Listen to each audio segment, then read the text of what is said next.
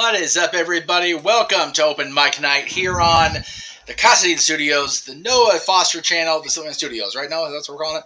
That's correct. The J. Hebert 95 Studios and the Jeff Meacham Network. I am the founder. We'll call me that for today since we're going with the Jeff Jarrett love theme here this week, according to JJ. Because he is a horseman. I admitted it.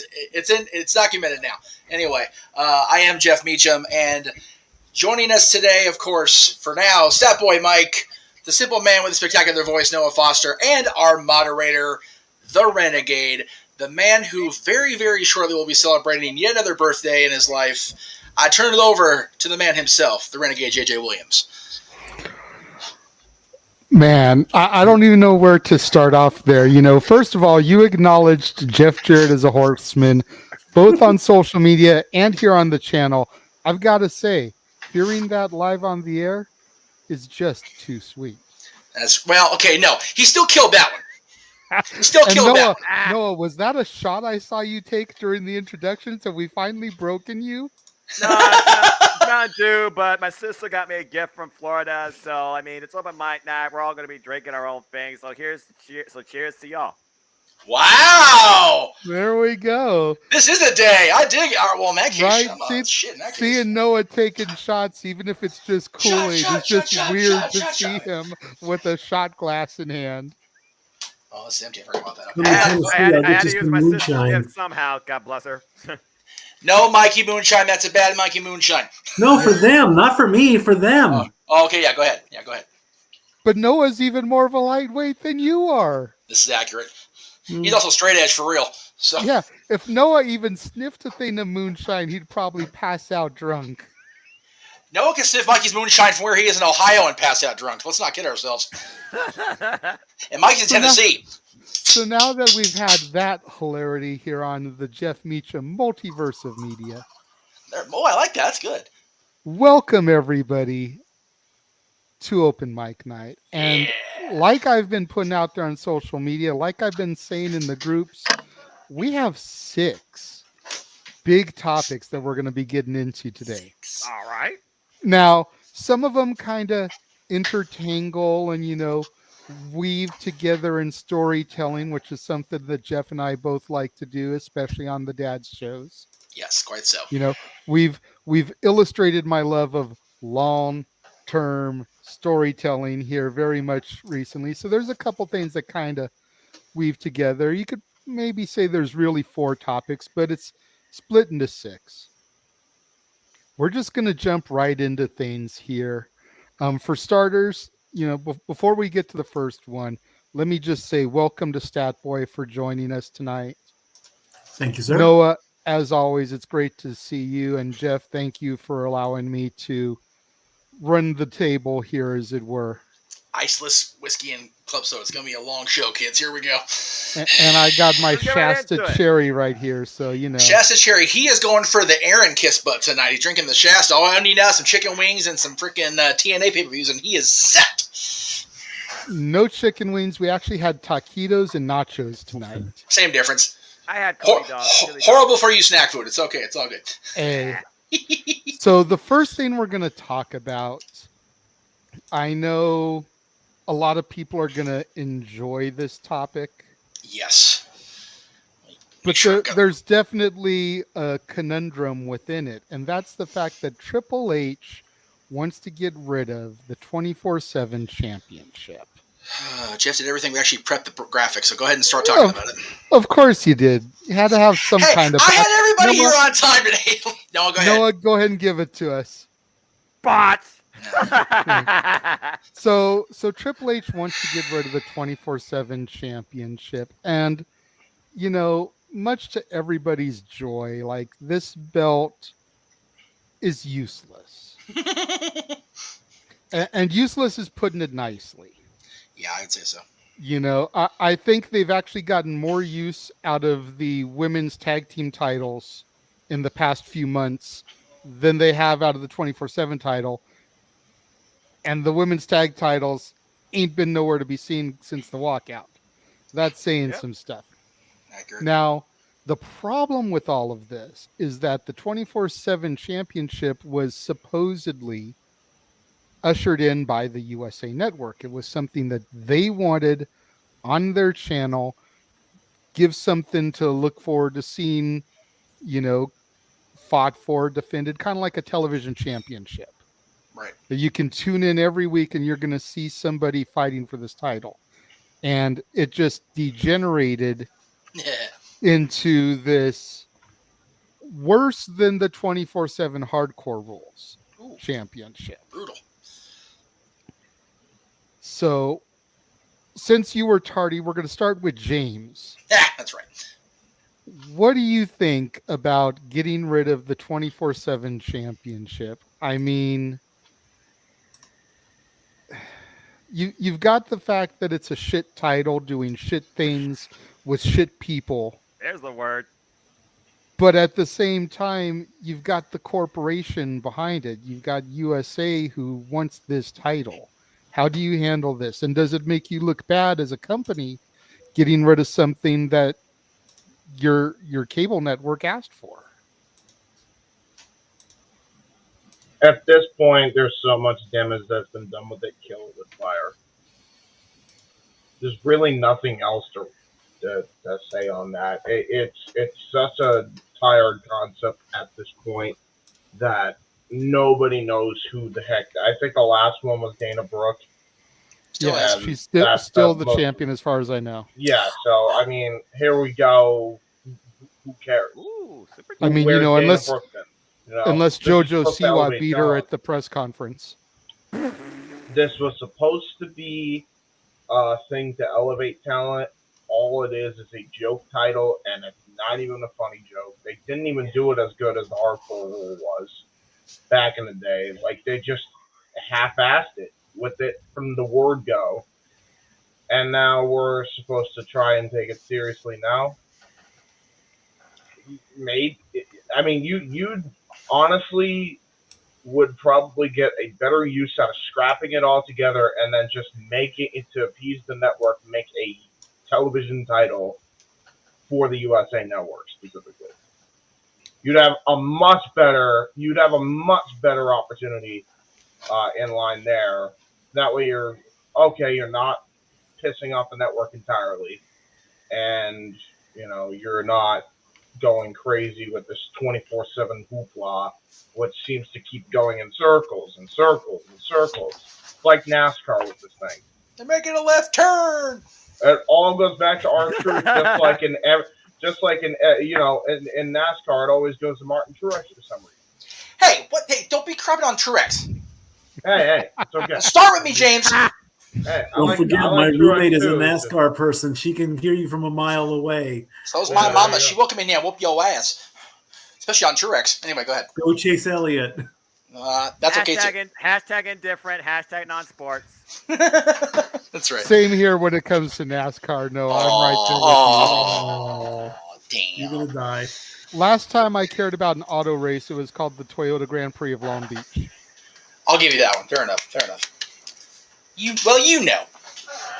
And that's only because I worked that shit for like 8 years. Accurate. So, James, anyway, back to what we were talking about. Man, sorry. Yeah, I that was my ending statement.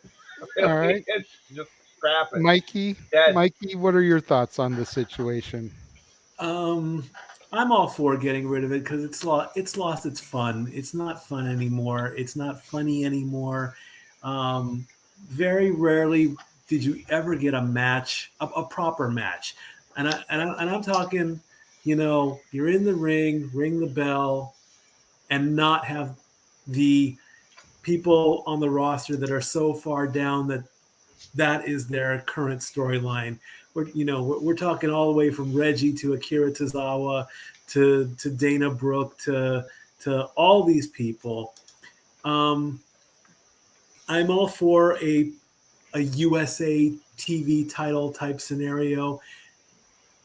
Of course, that might cause confusion with the United States title. I mean, that could be a thing because you've got the US title and the USA title. That could be a problem. But yeah, get rid of it. Put it out to pasture. It's done. It went everywhere from former people R-Truth had it the most times. They're definitely going to bring up that stat. He's a 50-time champion or whatever, but they dump it- can't bring up the fact that he's a 2-time NWA world champion. Yeah, But let's put some stank on that 50-time 24/7 title. Exactly. Get rid of it. Goodbye. You are the weakest title. Goodbye. Noah, your thoughts, and let me throw this in at it with when you wax on this. Much like they did when they retired the hardcore title and presented that to Foley, do you retire this belt and give it to R-Truth in a shadow box? Or do you just throw it into the river along with the Intercontinental Championship and the Smoke and Skull belt? As far as I'm concerned, instead of hearing taps, I should be hearing Cool the Game Celebration. What a glorious thing to hear about, because I'm the guy that hears this all of a sudden, because as y'all know, I don't read dirt sheets or follow social media, so thank you for bringing this up. As far as what to do with it, throw it in the trash can and have R-Truth be his crazy self like Eric Young, find it out of the trash can, and still call himself the champion. Maybe he shows up with it on TV, but it still holds no relevancy to anybody else. He just does it because, well, he's R-Truth. And maybe he'll say my bad at some point. That being said, I do think a network championship is a good idea in place of this, because right now, Raw needs something to stand out on its own and for somebody on that roster to stand above the rest. They have no marquee title. They have no top-tier star. If USA wants to do something that draws closer to their network, a television championship makes more sense to me. And you don't have to call it the USA title. You can call it the network title. If you're representing USA Network, it could be for promotional purposes. They make cameo or guest appearances maybe on other shows. For me, the 24/7 championship has been an absolute pointless blur, as if I was trying to channel surf randomly scroll through social media for something that could be actually engaging or just draw your attention for longer than 5 seconds. The only time this 24/7 title actually mattered to me was at one point where they tried to make it humorous with Corey Graves and Byron Saxton fighting over it. Other than that, this has been absolutely waste of television time and talent potential. If you're talking about using a title to build somebody up, this title was not used for that. This title was simply used to draw eyes. It was their own way to try and form some sort of recreational entertainment, if you call it that, even for the people in catering. And I think people would rather have a plate of beans and a piece of cake than fight for this title at this point. So yeah, at this point, retire it and do like the freaking Lord of the Rings and throw it in the volcano and never be seen again. You call it recreationally. You would have a better high smoking marijuana recreationally than you would watching 24/7 matches. Well, Matt Riddle probably could attest more to that versus your actual statement, but I think you're on point there. Bottom line, 24/7 title, it should never existed in the first place, and I'm glad to see they're finally removing someone that is nothing but wasted time and wasted potential. I have an idea too. If you want to appease both networks, have one represent. Oh, we have the WWE Network title, and another one we have the WWE Television title. Done. Yeah, instantly have more credibility. Done. Well, Don't again, you feel? James, Don't you overtime. feel that would be copying the TBS and TNT titles from AEW too much? Everything's been done in wrestling, so yes, they're gonna point it out, but who cares? About to say, what is original anymore in professional wrestling? Damn it! But I digress. They Buy the brought T-shirt. They brought the 24/7 title to try and be a hardcore title without the hardcore elements to it, and it just didn't work. No. But so this seriously, it's a better upgrade at this point than trying to recreate lightning in a bottle with 24/7 stuff. Exactly. It wasn't like it wasn't like you were gonna have Ken and Patrick or Caleb Braxton try and roll up somebody for this like a freaking Taryn Reynolds did for the Hardcore Championship.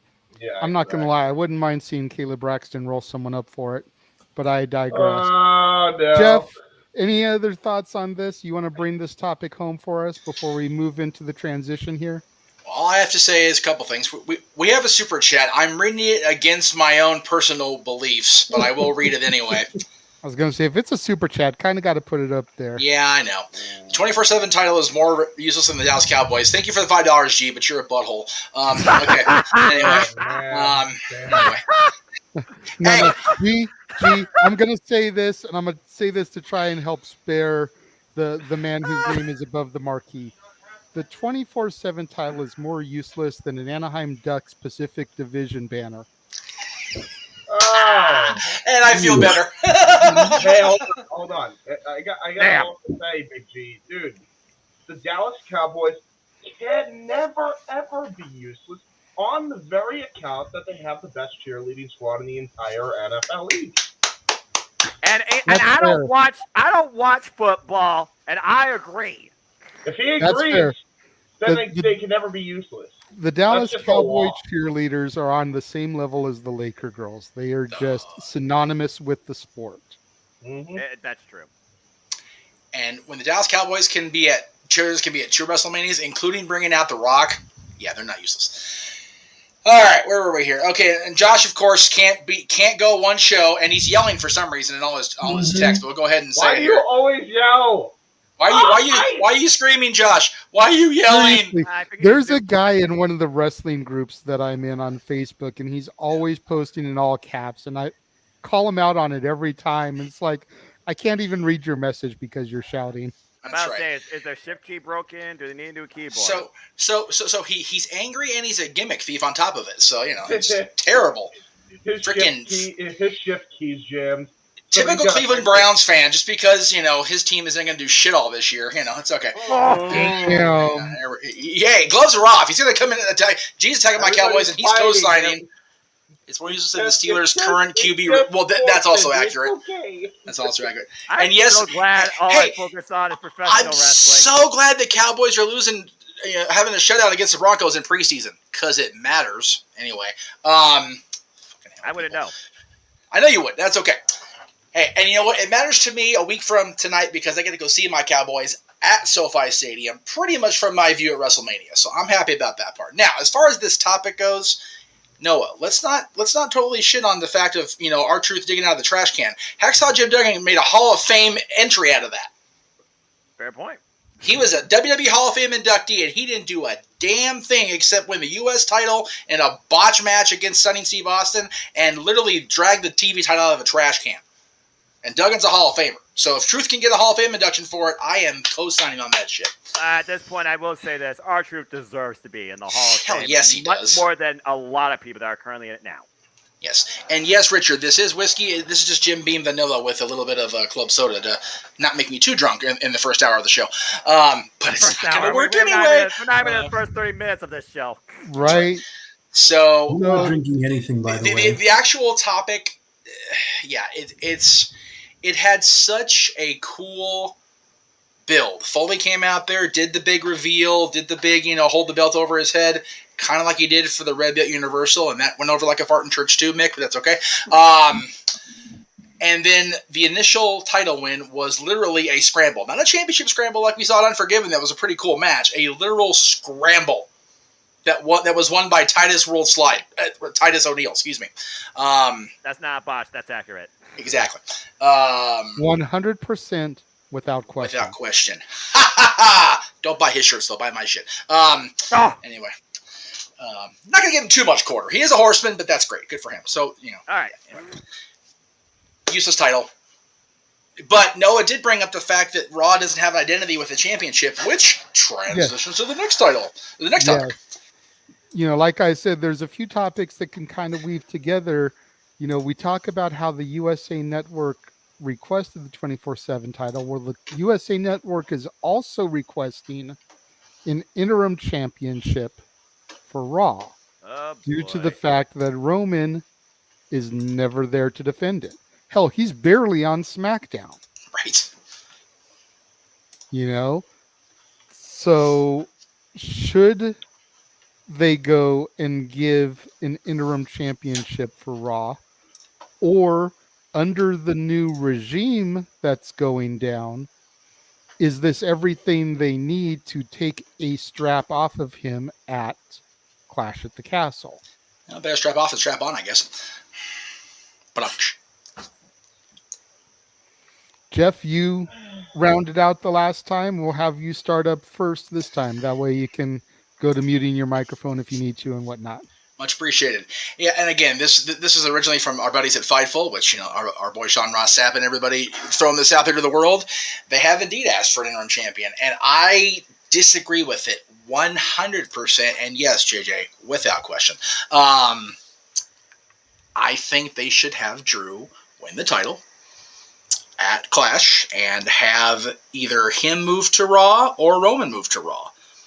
And I know that's not going to make Fox happy, but it seems that other than the $2 billion that Fox threw at WWE for whatever reason 3 years ago, USA is still their flagship. You figure they're on Peacock, and they have the partnership with NBC or Comcast, whatever the hell the parent company's name is this week, for the majority of their television shows. So I would be appeasing the Comcast, NBC, Universal folks every chance I got.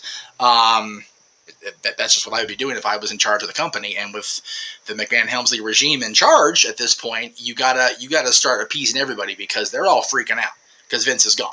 He's out of power. He's lost his voting power, whatever you want to call it. He's done. So they need to start reconnecting relationships in a hurry.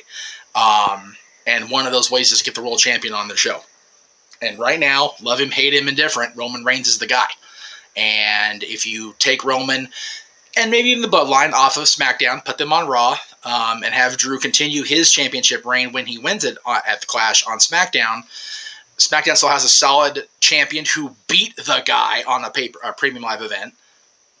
I don't see a problem with any of those. Interim champion, I have a major problem with only because it looks, again, James talked about there's nothing original in wrestling anymore, and there's not. But this looks obscenely like they're copying both AEW, which also, took the idea from MMA, UFC in the first place. So, number one. Number two, we got teased with a interim champion or a brand-specific champion before at one of the shows that JJ and I think you were there. I don't know if you were there. I know the No DQ team was when they had the Raw Super Show 2005, where Batista was drafted to SmackDown in the lottery after JBL had been crowned the SmackDown champion because both world champions were on Raw. So it just doesn't work to have a brand specific or a interim champion. You got to have one of those distinctive world titles on each show. And I know people, you need one champion, you need one brand. It's like they're not willing to commit to that, to have one world champion, one set of tag champions, one women's champion on each show. But I think they should for the world championships, personally. Get the comments going here while I mute. Carry on. I mean, I enjoy the fact that they've unified the tag and the world titles, but they need to have a champion that's willing to appear on Raw and SmackDown. And if Roman just isn't that guy anymore, I don't care if he's been champion one day less than the mighty Bruno Sammartino. Got to get that strap off of him because he's not willing to be that guy. I mean, obviously he hasn't had the belts that long, but by the time he defends them at the Clash, he will have held the belts for over 2 years. And to not be the guy that shows up on both shows, we need someone that's willing to do that. Stat Boy, your thoughts? I can accept an interim champion for injury purposes. AEW did that beautifully with Moxley since Punk is out. If USA is asking for this, it almost sounds like a demand more than a request. Richard Morales said in the comments, make it a triple threat, make it 2 out of 3 falls for both title. Genius idea. Keep the Universal title, the blue strapped belt on Roman to keep his reign going, and then let Drew have the black belt, the WWE title in Wales. The third guy, you're just there to protect Roman, I guess. Like I say, if Roman wants to take time off to be with his family, that is a respectable request. Hey, I need some time off. I need a break. okay, fine, give us the belts. If he is truly injured or truly sick and he can't fulfill his his contract or his Obligations. thank you obligations, and they still want to keep both belts on them, then bring in the interim title. Now, with the other belts, that might not. The interim intercontinental title, the interim that would make that would be a bit too much. So for injury or sickness purposes, yes, but as a request, But don't you feel, Stat Boy, and then James, I'll go to you after. Don't you feel though that if they were going to pull the trigger on an interim title, they needed to do it back at Backlash? Because by then we were already starting to see Roman had won both titles, unified them at Mania, and we were starting to see that he wasn't really showing up on Raw by the time Backlash came around. Like, shouldn't we have pulled the trigger then, not 4 months, 5 months later? if Vince was going to stick around, Vince should have made that call. Now Triple H is in charge, so you know that's more. I think that's more of a Vince problem. Triple H So would probably Triple H. another Vince blunder. Yeah, James, you get to rag on Vince a little bit. Well, I mean, I'm not. What is there left to say? I mean, we know he decided, oh, I want him to hold the belt for so long and have a historic title reign. Yet he fired a bunch of contenders that could fight him, and now Triple H is busy fixing his mess. So that's number And one. doing a damn good job. Doing a very good job. Very good job. Real quick. Round of applause for Paul Levesque. Round of applause, real quick. Okay. Let me. Yeah. It's exactly what Josh said, really. And the reason I agree with Josh on this is patience is a virtue. Haha, fun. Right. You got I understand to, what you did there. Yeah, there you go. You got to wait for him to bring in the contenders to fight Roman Reigns, I think. And you have to put them on both shows, both brands, etc. Right?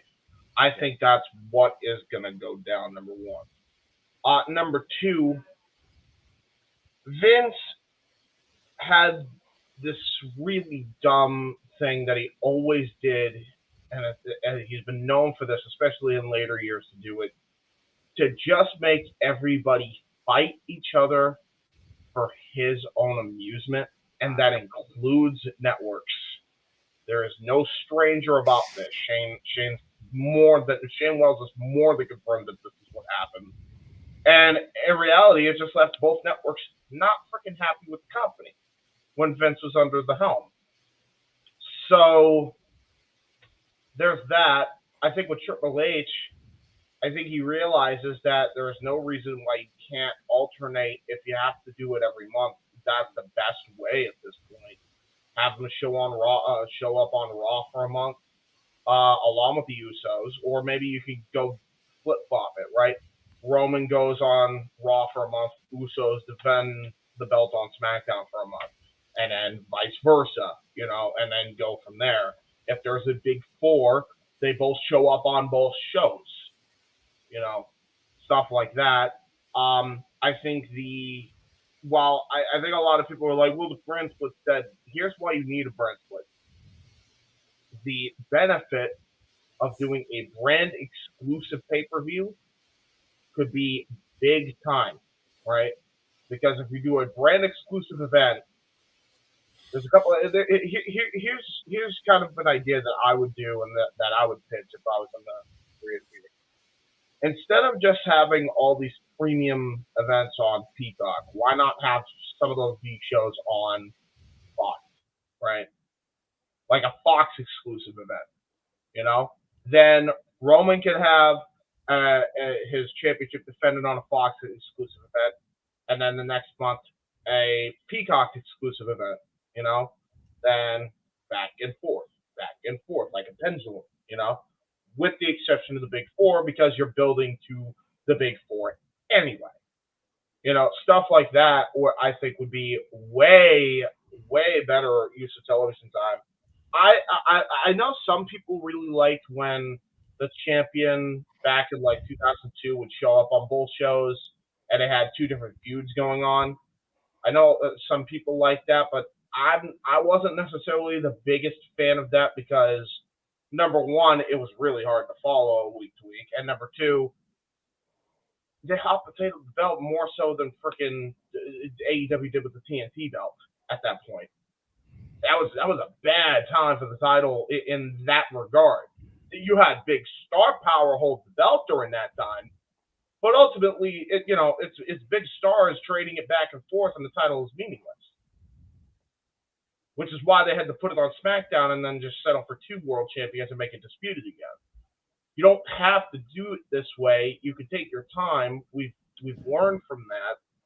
Just alternate every month and do a storyline on Raw and then do a storyline on SmackDown and then vice versa. I think that's the real simple solution. Number one, get the talent back that Vince decided to let go like a dope.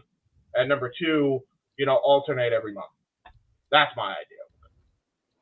Well, speaking of the talent that Vince decided to let go, Colin, welcome to the show.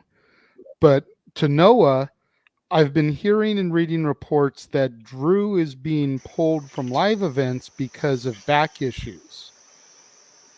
Do we go ahead and add Killer Cross to the Clash main event to make it a triple threat so that Roman doesn't look weak in defeat?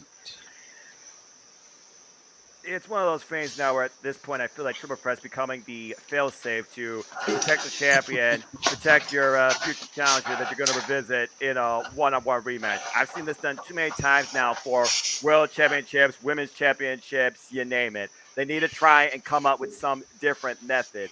But it's almost like right now you're trying to call an audible because, again, someone's getting injured. It's also that dynamic of if Karrion Kross is heel and Roman Reigns is heel, who do you really hope to go for here? How does Paul Heyman put a loophole where only one strap is being defended?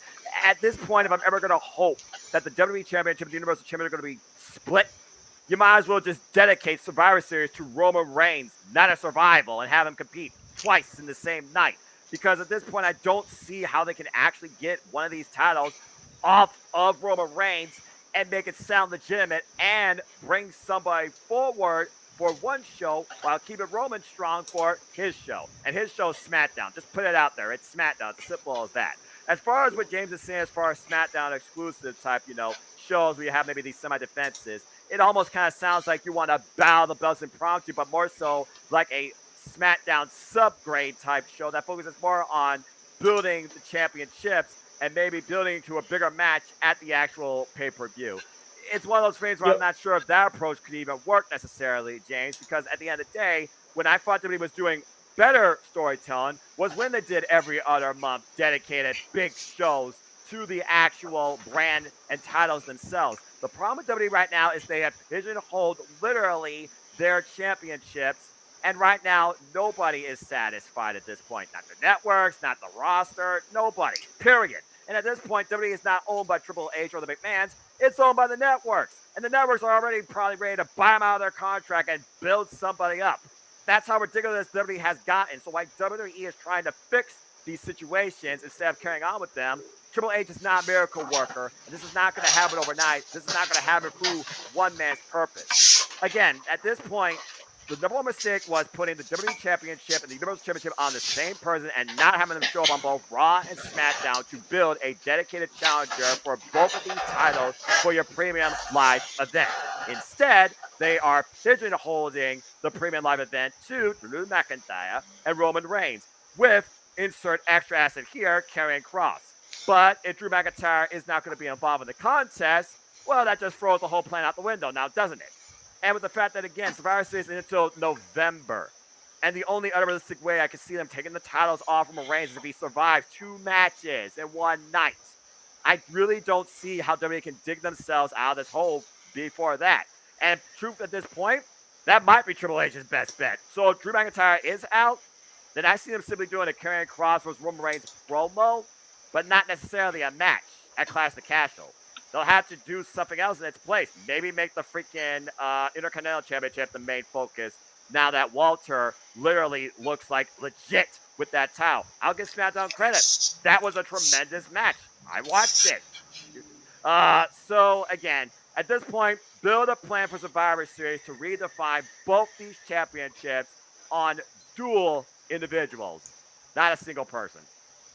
The problem with that, though, is that's 3 months away. And I agree with you that the triple threat has become kind of a crutch and everything. But Roman has literally defeated everybody that's been put in his way.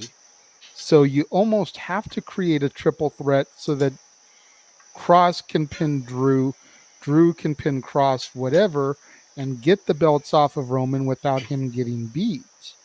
Because he's ran through the entire locker room. I mean, hell, he's even beaten Brock Lesnar and Goldberg. Yep. Like, unless they bring back somebody like the Big Show or the Great Khali or Mark Henry, and that's going to boost ratings. That's going to put some asses in seats. I know. Just because Jeff put him over earlier today, let's give Jeff Jarrett a title shot because we all know he never drew a dime. Who is JJ Williams well in his future endeavors on the Jeff Meacham Network? Is JJ sober? I'm just going to ask that. Oh, yeah. I don't know how that bottle of Shasta is. I don't know. It might have fermented on his ass.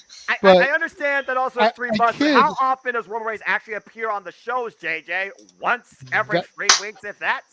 That's the thing. It's like at the very least, they should be able to film a bunch of backstage segments with him when he comes in once a month and just throw those in every week. They aren't even able to do that. Right now, the Usos are just playing, the right and left tiki totem pole for the tribal chief at this point. With and making great television with Sammy. But at the end of the day, it's not Roman. Colin, again, welcome to Open Mic Night. What are your thoughts on Raw and USA wanting an interim champion due to Roman's lack of appearances? Well, not for nothing, Colin. We need to get that shirt that Colin's wearing on the news site because that's old school Jeff Meacham Network. I love that shit. That's tremendous. And Colin, great to see you. And as far as the interim fame, which I didn't even bring up, absolutely not. New Japan Pro Wrestling AEW, when they did, it made sense. This would be a desperate plea to try and draw a rating from Monday Night Raw that it still needs. Yeah. Go ahead, Colin. Well, I don't think there needs to be an interim champion. One of my new hires at work, I hired him like 2 months ago. Love the guy, Marcus. He's a wrestling freak too. So it's been nice being able to talk to somebody about it at work. Right. But it was right after SummerSlam.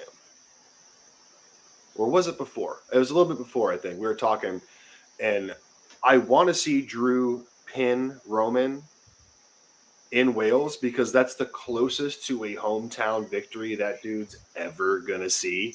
Oh, yeah. And absolutely. But this is what I want to see throughout the night. I'm sure we're going to get a tag team championship match if it's not already announced.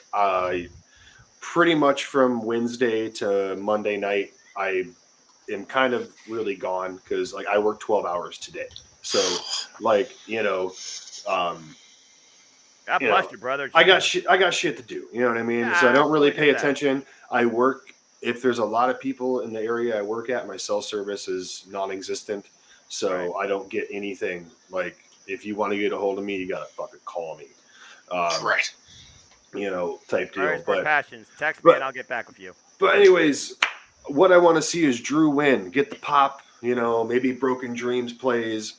But throughout the night, I want to see if there's a tag title match. Even if there's not, like something happened with the Usos, like they're laid out or locked in somewhere, or this, that, and the other. And then Drew wins, and what do you hear? A-Town down. And Theory cashes in and ruins that moment. Yes. Even if it's for a night, it's off of Roman. Yep. You know what I mean? Like, it'll be more of a what the F just happened with Right? McIntyre, then Roman just lost the belt. You know what I mean? So I would personally like to see that instead of an interim champion, because I hear interim and I'm just like, it's not a real thing. Yeah. You know, I mean, it's not a real, you know, it's like a manager that, Placeholder. a manager that can't literally do anything. You have no special codes. You can't order this. You can't do that. You have no title at all. But as of like, I'm just going to touch on a few things that I've heard since I've been on. Yes, get rid of that 24/7 championship. Yes. Get rid of that. You know, the only Yep. person that I really truly liked with that belt was Drake Maverick. Yes. Because he did wonderful things with that belt. Truth, it's truth. Okay, you know. Yeah. But it's just like, don't take this the wrong way, because you know there's a bunch of cancel culture. But like, when the women started getting involved with it, and you know, how are you supposed to pin a woman when you can't do intergender stuff and this, that, and the other? And it just, the whole timing of the era, it didn't work. But I'm just going to throw it out there. I wouldn't mind seeing Raw Underground come back with it. You know, I kind of enjoyed Raw Underground. I'm not going to lie. There you go. All right, let me read this comment before you take it away.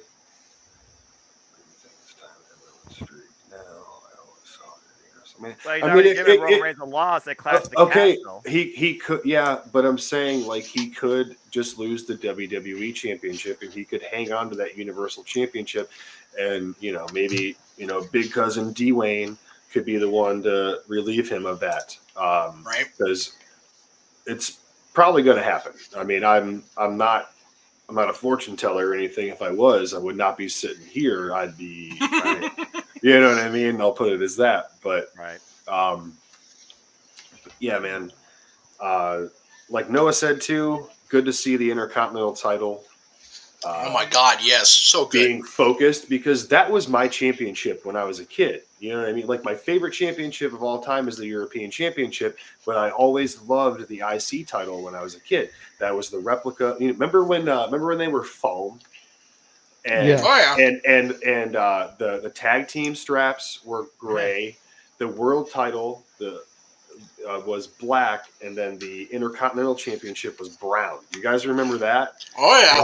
Like I had the brown one. My brother had the heavyweight title. I never wanted the heavyweight title because I liked the Intercontinental Championship. And then it started changing all the different colors: white, light blue, yellow. Like, I mean, the white though was classic though, Con. Yeah, that's it was. The only belt that could work with that. That's my next purchase belt wise. Is I want to find the 95 version. If I could find the 85 version with the red WWF and get that in the white strap, I'd really love it. That's a custom thing. That's going to cost you bank, brother. That's a custom thing for sure. That and the classic WCW United States Championship. Such a beautiful championship. Although I will say, if you want inside track on it, I know our boy Conrad owns the Red Letter IC, and he's got enough belt contacts we could probably get you a decent deal at the very least. Right on. Yeah, like. So, but Con, overall, I want to say this though regarding the whole Roman takes a loss, get the belts off of him. Do you think they could take a similar approach to Adam Cole and Keith Lee? Even though it was 2 titles, still it was the top and the mid, but Keith Lee willingly relinquished the mid-card title because he believed others this opportunity. Do you see Drew McIntyre, if he takes the the undisputed Universal Championship, easier said than put on a freaking print, Kevin Dunn, off of Roman Reigns at Clash of the Castle, does Drew McIntyre really relinquish the WWE Championship, and that becomes a focus man at Raw in like a tournament, or does Adam Pearce just make it official and make a decision himself to relinquish Drew McIntyre of that title, because we can't have you holding both because according to the network, blah, blah, blah, blah, or some excuse he makes up? It's not a bad idea. It's really not, but again, you know, like, I think that still makes the champion or management look weak. What I would do is have Paulie go, okay, look, I'm Paul Heyman. I say this is it. He beat him, but it was only for one championship. That way nobody looks because there's no, and again, Colin, if I'm wrong or stepping on you, forgive me, but they've painted Rome in such a way that regardless of what Pierce says or the challengers say or whatever, Roman and Paul are the ones stirring the drink, right? So if Roman gets beat, that's their out. Just like Hogan did, just like the Outsiders did when the Steiners beat them. Well, yeah, but it wasn't the real referee. Give us the belts back. It's like, okay, he pinned him straight in the middle of the ring. That's great. Good for him. You got your win in Wales, but you only won this title. Either way, There's only one person that can make that work, Noah, with your recommendation, and you have to wait for Cody. You can't do it with anybody else at that point. That's the only way that works. Not any one current storyline, because Karrion he would Kross be is the way only too one. soon. Karrion Kross is way too soon to be even thrown in the title picture. Okay, Exactly. so let's just eliminate that right out. I know he's a Hunter boy. I know he's back. I know he's got his hair. He's got his girl. He's got his entrance. Thank God he's got his hair. Jeez. But listen, he doesn't look like, a kinked out foot member clan anymore. But, listen. I understood that reference. Tremendous. He's way too soon. It doesn't make storyline realistically does not make sense. And I know WWE doesn't make a whole lot of fucking sense. But it's Hunter. Thank you. But it's Hunter. Don't put W and Logic in the same sentence. But it's Hunter, and he's trying, so I don't see him jumping that gun right away. I see mind games going for a bit, because we're going to have a McIntyre Cross feud before he gets the Roman. Understand that. We're going to have this is next. This is Cross and McIntyre is next. Roman, his next opponent, I really don't know. Again, he could drop the belt to McIntyre. I'm kind of hoping he does. And then Theory picks it up, and then somebody on Raw. Who's on Raw right now that could logistically hold that championship? Seth freaking Rollins. Yes. And this is where you bring Rollins in. I know he's going to have this little thing with Riddle coming up and stuff. But this is where you can turn Rollins back into a more of a tweener role. Now, I'm not saying full-blown babyface, but again, he has that crowd in the palm of his hands, and Seth Rollins, it could be Monday Night Rollins. So I would like to see something like that happen. I was going to throw out another name out there, especially after what happened on Monday night, because now he's back to hunting for prizes. Kevin Owens. Kevin Owens too. Yes. And speaking Kevin. AJ's going against Bobby Lashley for the United States Championship. So it doesn't mean he can't challenge him later. Again, I'm just saying maybe, remember that awesome run with the U.S. title that AJ had? We could get another one of those too, and you never know. Bobby Lashley could be bumped back up into that spot for a world championship contender. Bobby had a great run, but really in the end, I want to see Bobby versus Walter. Yes. That needs to be Survivor Series. That needs to be the only champion versus champion match I need to see. I know I've said a few of them tonight, but that match will fuck. Like, that's all I'm gonna say. But rightfully so. So yeah. As far as what you said, Colin, Paul Heyman throws a loophole in the contract. Keeps the Universal strap on Roman because JJ, to be specific, it's the Universal Championship that Roman's held for 2 years. He's only held the WWE Championship since WrestleMania. Right. That's how you keep Roman as Universal Champion, the longest modern reigning Universal Champion. But you get the WWE Championship back where it belongs on somebody else on its own freaking show. I like that Colin brought up Rollins, and I'll tell you why. If Rollins is the guy that beats Theory, which again, I have no problem with any of that laying out at all. Theory walks out of Cardiff completely, makes the fans go, Jesus, last time you guys were here for a pay-per-view, the Bulldog got jobbed out. Now you're jobbing out Drew. You guys hate us. We do, but that's okay, you limey bastards. When they get back, Rollins takes the title back, and then Rollins has a stranglehold on that title. Oh, that a boy. See? He's got the good stuff out tonight. I got this for my birthday for my two favorite regulars at work. So my birthday was on Wednesday, so I'm, doing work. Different form of the bubbly. I was going to say, I was trying to decide if I should send you money for a drink or send you money for an updated network shirt, but that shirt looks so good on you. I figured, fuck it, I'll buy you a drink. It's funny. I I've only seen that shirt. Literally, I was going through old because we're moving still. I felt like, oh shit, I forgot I had that one, the old Talk Wrestling shirt. I'm like, whoa, all my wardrobe's popping out. Anyway, Rollins gets a title, and then they build toward him, and eventually the Royal Rumble. And who could be back from a major pec injury at the time of Royal Rumble and challenge Rollins at Mania next year? Cody Rhodes. The American Nightmare, Cody Rhodes. Then you get that Rhodes Rollins rekindled, and then you get that big blow off of Mania for Cody.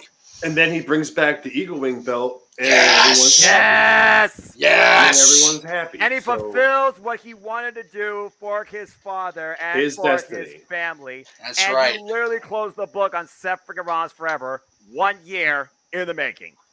Dun dun. Long-term storytelling. Yes, exactly. What was that? I like the idea of bringing back War Games. My problem with, and I was actually going over this when I'm talking about my content I'm going to have toward WrestleMania, War Games is not War Games anymore. Because it's not, submit or surrender. It's not anything that resembles what it used to be. If you want to watch War Games, watch Dynamite, because apparently they allow it on free TV now. It's called Blood and Guts. My So- God, that was awesome. Lord. But I digress. Anyway, JJ. All right. Did Woo, we spent get a lot? Spent a Do lot we get of time everybody? on that one. Mikey, did you weigh in on this? Yeah, I think so. Okay, Yeah, so I'll make he sure. weighed in before me discussing how interim okay. makes sense in context, but it depends on the situation. In WWE's situation, Right. So the next topic that we have on deck today is an interesting one because it comes from just outside of the WWE AEW Impact bubble. Huh? A brand new series from Vice TV, executive produced by Dwayne Johnson Of and course. his ex-wife Danny Garcia, Ooh. Tales from the Territories. Huh. This is supposed to be all the stories about the old territory system. We are thrilled to announce our partnership with The Rock, Seven Bucks Productions, and Vice TV to bring you Tales from the Territories. Travel to the golden age of wrestling, exhilarating tales of triumph and perseverance told by the legends who lived them. Premiering the day before Stat Boy's birthday on Vice TV. There you go. So we all know Stat Boy will be watching it, but Noah, we're going to come to you first as another historian on the channel. Can't go to Jeff first. Went to him first last time. So I tried, but thank you. what do you think about this news? The Rock seems to be Hollywood's King Midas right now, and everything he touches turns to gold. I was joking with Jeff off camera when I first showed him this and presented this topic. It was like, if The Rock dropped Doom today, it would still be the most shitastic movie in his arsenal, but it would do 1,000,000 times better at the box office because he's built that reputation. Yep. It tanked hardcore last time because he was still kind of building his name. He hadn't got Tested. the ball really rolling behind him. Corbin But with King. everything that he's done just within the last 5 years, let alone the last 10. Right. Like if that movie came out today, it would be number one with a bullet. For that 1 week. Because it's still a you know shitty what? movie. You know what? That is what it is. But are you excited to see another hour, 2 hours, whatever it's going to be, of wrestling programming this focused on wrestling's history? It's one of those things where, as a fan of professional wrestling, again, like I said, this industry is not one-dimensional. You got to respect it in all of its presentations and all of its backgrounds. And for those that truly appreciate what is now, you need to have some sort of, I feel, interest or intrigue or some sort of feeling of what was. Again, I was born in 1992. All I knew from my early childhood, Curtis and my mother, was WWF because that's all we focused on was WWF, not WCW. That's why I'm so stupid on that company. That being said, then I found my way on my own in 2002, and my mom had a fallout with the WWE, and so did I. And I discovered everything else that was professional wrestling, starting with TNA and WA Impact, what the hell you called it, and then the Ring of Honor, and then WW, and you go from there with what I watched today as a list longer than the list of Jericho from WWE. But that being said, I'm intrigued by this because I know at one point there were territories. I mean, good old JR worked for freaking Mid-South Atlantic Wrestling at one point. He's been absolutely everywhere. With what Dark Side of the Ring showed me in just one show I watched, because there's already enough podcasts, documentaries, behind the scenes, backstage stuff, extras, etc., etc., etc., etc., to make a person go crazy if they watch that 24/7. This is a different take on a different time. So I would be rather engaged to at least take a look at this, because I was actually listening to one of my coworkers who was just randomly bringing up names like Ultimate Warrior, like Bruno Sammartino, like Ring of the Dragon Steamboat, and talking about the olden days back when he actually watched it to a degree and heard some of these names, and how these people came out and told how cutthroat it was. People literally wanted to destroy each other in and out of the ring and outside the venue. But from a territory standpoint, I always wonder, okay, how much of that really is accurate when you actually hear it from the person versus we actually hear maybe a perspective from another person that may have just heard something off of an interview per se. Right. So yeah, I think there's some interest I could definitely draw from this. Like, okay, how easy was it to get into the territory, let alone keep up with it? How far did you have to go? And I'm not just talking about travel miles wise either. Was the pay there? Did the end justify the means? Did your passion carry you more than your physical and mental mentality? I probably would check this out, to say the least. I mean, you figure you've got things like Jim Crockett Promotions, you've got the AWA, you got World Class, you've got ECW, which counts. You've got the West Coast stuff out here that used to run at the Olympic, with Chavo Guerrero and Judo Gene LaBelle, rest in peace, passed away this week. PWG, which you all still have right now to a degree, and that was its own standout. And I think it actually started over here on this side of the country. So, it's like you've got all these little things. CCW is what I'm thinking of.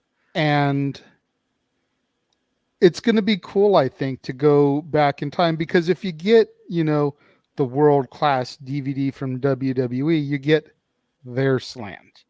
You get the WCW DVD, you get their slant. The AWW, it's their slant. Right. You don't get all the stories about it. Colin, we'll go to you next. Do you follow the stuff that Vice puts out? And what do you think about this new documentary series? Well, I have YouTube TV, so unfortunately, I don't get A&E. I don't get Vice. So I really haven't seen anything besides like YouTube clips. Yes, I have a few pirated or jailbroke, whatever you want to call Fire Sticks. You didn't have to say that on the air. It's whatever. I don't care. Yeah, point taken. It's all good. On my review of Last Action Hero, I talked about owning a black box back in the day, so Like, I really don't care. Like, I hardly use it anymore because I have Roku TVs and I don't have time to watch anything. I'm so far behind on many shows. So this would honestly be probably bottom of my list, just because I put my fiance through enough wrestling a week when I do watch it. So I'm not trying now we know to where she stands. I'm not trying to be that husband to be. You know what I'm saying? Like, we get married 6 weeks from yesterday. And, 3 nights a week's enough. You know what I mean? Like, because I really don't watch SmackDown, because by the time I get home from work, it's over. I can listen to Aaron's recap. And if I want to go back and check anything out, I can fast forward through the show and be done with it in 15 minutes. The power of DVR, screw commercials. So yeah, it'd be cool for the historic part of it. And again, like JJ, you said, like, it's not like, oh, it's the one company's word. It's like, the frontline people that are like, nah, dude, like, fuck this place. Like, this happened, or this part was real good, but you never hear about it. And just real, the people that were actually there. Just because you own a business doesn't mean you run a business. I'll say this live on the air. I run a business for someone who owns a business, who doesn't know how to run a business. So, you know, That's just America's heart. Just put it out there. yeah, like, so yeah, if I had the channel, cool, I'd watch it, you know, or try to check it out. Just like I want to see like most of those hidden treasures. I know I can buy them on Vudu. I'm just a cheap bastard, and I don't want to pay $13-14 for a few episodes. You know what I mean? Like, you know, and what, I'm gonna watch them once and be like, oh, all right, what do I do with it? You know what I mean? Like, all right, I have this now. I don't want it. Like, I'm not gonna go back and rewatch it. Yeah, Like, what's worth an encore to you is the Yeah. better question, you know? Yeah, exactly. Like, you know, Wow. like I want to check out some of those, you know, Hackenschmidt. the hidden treasures, like, you know, with AJ Francis, you know, Frank. Good to see him back, by the way. Shout out Hit Row. Yeah, cool. I mean, if I see some clips on YouTube and something really, really like grabs my attention, I'll do what I can to find that episode. And if I do have to end up paying the $2.99 an episode, I'll pay the $3.08 after tax to watch that episode, I guess. You know? I mean, I literally just work from home, and here's my computer right here. So if I'm not, you know, doing anything or have a call, I'm just listening to freaking wrestling. It's just chats like and it's just podcasts. like my fiance. She works from home. She works downstairs. She's watched so many movies, this, that, and the other. My days off, I'm watching Turning Red and fucking Trolls and Frozen and all this stuff because I'm with the baby. That's it. The child rules your media. No, she rules my entire life. She's the best thing ever in the world, and I wouldn't change a fucking thing. But Beautiful. you know, that's all I watch. I know way too many songs that I thought I would never know, and ever. I'm sure me, Jeff, and Statboy And also I mean, and if you look at me, I'm tattooed up all over, bearded. I'm 6'3", 215 pounds, and I can be the best damn ballerina you've ever seen. Just throwing it out there. I'm a girl dad. He is Mr. Nanny, damn it. He is Mr. Nanny, straight up. I am a girl dad through and through. Hell yes. And I will be until the day I die, because God. that's the dad I am, and And I want to give my kids the best freaking time they can have, because you're only a kid for so long. My son starts his senior year of high school. I was going to say your son's going to, yeah. So Oh, it's gone by fast. Uncle. seriously, freaking one of the shouts I was going to be the end of the night. I was going to shout out my son for starting high school, but he don't want his picture on camera because he's too cool for that. So, but yeah, right. But yeah, you've got the little girl that you can be your girl. That dude, hold on to that shit. I tell you what, because this one's little girl is now a year younger than mine, and none of us are cool enough to be around her or watch anything unless it's Mighty Ducks. Then she's all over that shit, still. Or the Sandlot, which has the same guy acted it, right? That's okay. Oh, my little Ella, my two of them. 7-year-old princess. When she comes over, it's Woody Woodpecker or playing Mario on my Switch, asking me for help. I like There her. you go. I like that. That's a good idea. Peyton's new thing is Dennis the Menace, the old, what was it, like 94, 93 release? Yes, the movie that nobody. God. Yeah. I love it, but it's funny because she calls it Dentist the Medicine. And That's great. it's the best thing in the world, dude. And Nice. So I would love. That's been living in the PS3 lately. Like that's For those that think I'm a hardened individual, Ella brought over Just Dance, and I did the Chacaran dance with her, so I will actually show a kinder side to myself. We need a video clip of that next time. What do you mean kinder? Yeah. What do you mean kinder side, Noah? I was gonna say you're the nicest dude in the room. You're like You're the Lexi. kindest guy on camera. set. See me on camera. Hello, I've done a lot of nice things in my life too. We said what we said, Mikey. Hush your face. So bringing it back in. Oh, yeah, that's right. bringing That's it right. back into the topic at hand. We'll go to James next. I love it. Jesus. James over there sitting all bored. Like, why am I even here? Sorry, I don't. you got Colin with an empty house, a bottle, and I I was gonna say Everybody's having a great time with kids. I had a great time with kids, but unfortunately, I'm having a flashback of them jumping off my sternum doing backflips in the pool. So that was the thing. Dude, I have That's that just too. gymnastics. Like, You're it's just the good parts and the bad training on parts. something and- that's not a trampoline. Yeah, I'm a trampoline because of my I was gonna say, build a Rubber. trampoline right here, brother. That's it. this is And I'm, what Jump happens post. when, and I'm just the guy that planks. This is what happens when Colin drinks, and I have my medical marijuana card now too. So I'm just throwing it out there. I'm not hitting a Oh my regular God. tobacco vape. I'm not hitting a regular tobacco vape. We have lost anytime. all control. And That's it. I ran out of Mountain Dew. I gotta get me another can. JJ, get the train back on the tracks. He We're good. tried a second ago. I just We're tried. good. Snowpiercer. Got We're good. Let's derailed get back again. on. No, Piercer you sucks. mean That Game is of the Thrones? worst pick ever. Ah, Game of Thrones on a train. Yay! Thank you, James. Oh my I need a god. drink. Way ahead of you. But I'm still James, straight edge. what are your thoughts about this upcoming series and Hollywood's King Midas being involved? That's what we were talking about. That's Right. right. That's right. I'm cool with them doing it. I think it's going to be cool for those who want to go back to those territories. A lot of people really like them, I'm sure. For me, I'm not sure if I'd go out of my way to watch it. Because it's funny that they're doing, retrospectives of the, Wild Wild West, where it's like, oh, we have great things to say about it. And who knows, maybe there'll be some horror stories thrown in there too. But Oh, I'm sure. Oh, definitely. I don't know. It's hard to kind of look at anything Vice ever since. I'll be honest, ever since that Benoit, because that was a hard one to get through, and they released it. Jesus Christ. James, I'll put it out there for you. That is the only thing I've ever watched from Vice TV. That first episode with Benoit and freaking, and I was like, okay, this is it. I'm done. That was a rough season opener. I'll tell you what.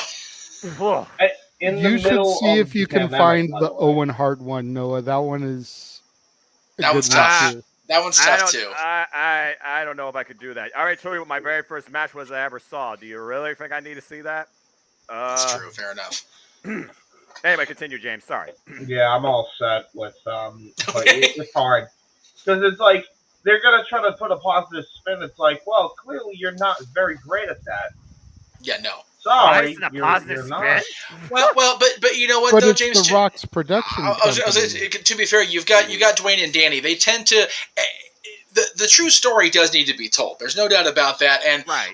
there was a question earlier about going back to the Hackenschmidt days. The territories weren't even really a thing in the Hackenschmidt days. It was pretty much out there in the Northeast. And if you saw wrestling anywhere else, Abe Lincoln was a wrestler in his part of the country, back in the 1800s. But, as far as the actual organized wrestling, even before it became, kayfabe or the Goldust Trio or whatever, it wasn't all sunshine and rainbows by any means. You read that book about the NWA by Tim Hornbaker, there was some dirty shit going on. The U.S. government was involved trying to get in there for some antitrust shenanigans. So if they're going to tell the story, Dwayne slant, Danny slant or not, they've got to tell the whole story. I would hope they would. Yes, sir. Go on. I just want to chime in before I forget it. Since you said the truth needs to be told, do you guys remember the Rise and Fall ECW? Well, Oh, yeah. I think we need a non-WWE produced version of that. Definitely. There kind of was, because Douglas and Borash did the Forever Hardcore, which really told the stuff that WWE didn't want out there. It didn't do well because the Rise and Fall completely squashed it as far as promotion and generating publicity and advertising. I still But yeah, the day I bought that. right? Yeah, I still to That this was it. day have that YouTube saved on my, because I go back to it. It's like, man, this is the real shit. Like Black this I Friday. go to YouTube and look at like these retrospective channels on WWE Superstars Today, how they came from, the different phases they went through, like John Moxley, like AJ Styles. I look at the age of Enochiism and New Japan Pro Wrestling's early days. And then you had guys like Brock Lesnar and Boss Sapp come into play and get the IWGP championship. And it's like, good grief. Yeah. So, a couple things before we move on to the next person. Josh, I've been saying since the whole Vince news broke, never say never. This one I might make an exception. I don't think we're ever going to get anybody to, and again, not anybody, but enough people that have the balls to actually do it. Yeah. Like the people that actually know the stories, they're not going to have the chutzpah to get on camera and actually talk about it. Otherwise, I buy the whole case of it and sell it out. Especially in recent events. Right? We're not going to see the yeah. self-destruction of Vince McMahon. No, that's not going to be a thing. And as far as the super chat, thank you, Psycho, for the $2. I don't want to inflict that kind of pain on Walter and Mikey T because Colin will rule that ass. Like, no. I will rule you. I am so glad that got brought up in the freaking chat today, and Josh didn't know who it was, and I was disappointed in you, Josh. I know, dude. How have you because- not seen Ready to Rumble? That's because Josh was like 2 or 3 years old when that came out. Doesn't It's matter. still- No excuse. It's on Amazon Prime right now, currently. For free, as far as I know. I've watched it twice in the last month. Josh, gotten- go look it up. It's called Ready to Rumble with former WCW champion David Arquette. There's a lame brain. Okay, well, first off, sorry, James. Yeah, he said it. There's a lame brain pop song called Ready to Rumble that was used as a Royal Rumble theme. Okay, all right. Here's what we're gonna do. I'm making an executive decision right here, right now. Uh-oh. We need to get together the group of us and find a free calendar day. We are doing a watch along and Ready to fucking Rumble, Right? just for Josh. Like Dude, seriously, this is upsetting. It's David Arquette. It's Scott Conn. It's Oliver Platt, who plays the guy in the picture, Jimmy Keene. And You've he got plays Goldberg. Dr. Charles You've got on Chicago Med. DDP. Yes. You've got a non-signed, still training in UPW, John Cena cameo. He's in there. Yep. You got Hooven. You've I got know that. unmasked Rey Mysterio. Right. and Juventud. And Hooven You've too. got- Yeah. You've got Perry Perry Saturn. Saturn, who's one of the heavies who by the time it came out was on WWF television. Bam Bam. You got a guy called Cyrus before ECW made Don Callis a thing. Cyrus the Virus. Right. I wonder where that guy is right now. So, like I shit on this movie for so long. I really did. I hated it. Yeah, seriously. Rose McGowan's a Nitro girl. There you go. Fast food And you've got places. Martin Landau, who's basically a fictional version of Stu Hart. Or Stu Hart combined with Killer Kowalski. That's yeah. The last time I did a Well, watch then along you- for any movie, what it a was rebel. you. And Nathan makes a very good point. Don't forget about Sting. He's also Yeah. Ready Troy to Rumble. Schiavone would rip your throat out if you forgot that. That's right, he would. Definitely, if you anyone in this stream, if you have not seen it, go check it out. I'm pretty sure it's on Amazon Prime. Put the link in the description down below. I'll Yeah. do it. I'll go change it when we're done, for real. Mikey, Right. for the or somebody. Yeah, go ahead, Jay. Put it in the I comments. think it's just you and Mikey that still have to talk about this topic. And I've gone last You- already, so yeah, I'll go ahead. You figure you mentioned the whole Vice and the spin they put on things, and Right. you know, keeping in mind that it's The Rock, it's $7 production. You figure the fact that his dad was a journeyman Yeah, who Same. went from territory to territory to territory. grandfather too. I'm sure. I mean, you throw the image back up. Soul Man Rocky Johnson is one of the Well, people on the image, or at least of what, right yeah, there in the middle. so you get the Soul Man, the King. Prominent. Yeah, Soul Man's there. Arn's there. You know, the King. Carrie. And I forget the women's name. Forgive me. I forget who that is. But I mean, you know that these stories are going to be told with love, Well- because of what his father went through. I mean, it's not all going to be sunshine and rainbows, Nothing on but my it's stick. not going to be, oh, here's an hour and a half about the plane ride from hell, and let's just murder everybody that was on it that's not already dead. Right. Jesus. Yeah, it's one of those things, Jay. Like, it's one thing to tell the story; it's another thing to romanticize the story. And I think that Dwayne, with all of his experience, I mean, you figure he's been doing the movie, TV, acting stuff for well over 2 decades now. So he knows how to quote unquote play the game, right?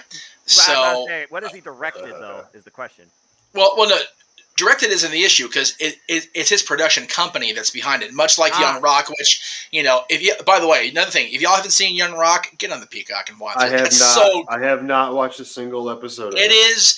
I I didn't give it a chance just because, like you, Colin, there's so much shit on my. There's a list over here that Aaron and JJ have given me of movies to watch. I'm gonna be watching movies till I'm 364 years old at this rate. But he's still trying to watch Gotham, which he's been trying to watch for the last 5 years. Dude, it's such a good series. Thank you, Colin. Okay. All right. But hang on. The first 2 seasons, are they not a mucker feather to get through? Yes, it's slow, but it's worth it. Okay. I know. I got through the first season. I was over at his house. That was the last show. That was the last show that me, my fiance, and our son watched as a family. Okay, fair enough. Like that's noble. That's noble. You know, it's been a while. Like, and part of the reason I'm so far behind on TV too is because she works first shift. I work a combination of first and second, so we're never in the same room at the same time. TV you speak of? Right. Cable. But yeah, it's Gotham. a device that you use to watch professional wrestling. Damn it! But I digress. Hey, I only use streaming services to watch 2 TV shows a week. Well, 3 technically. Yeah, Psycho. I will agree. The Joker, the Joker character on Gotham is better than Jared Leto. But again, people shit on Jared Leto unnecessarily. We're going to get off into the weeds if we go down that rabbit hole. Yeah, so let's just not. I'm gonna have to hop off here in a few. Anyways, I got to eat and go to bed because I got to get back to work soon. No worries, Colin. But yeah, it's one of those you can tell the story, but you don't have to romanticize it. And I think Dwayne, having that production company, having that experience behind him, he'll find the balance. It's much like the XFL. People are like, oh, the XFL is gonna flop again because it's not gonna be the same thing, though. It's not Vince and his.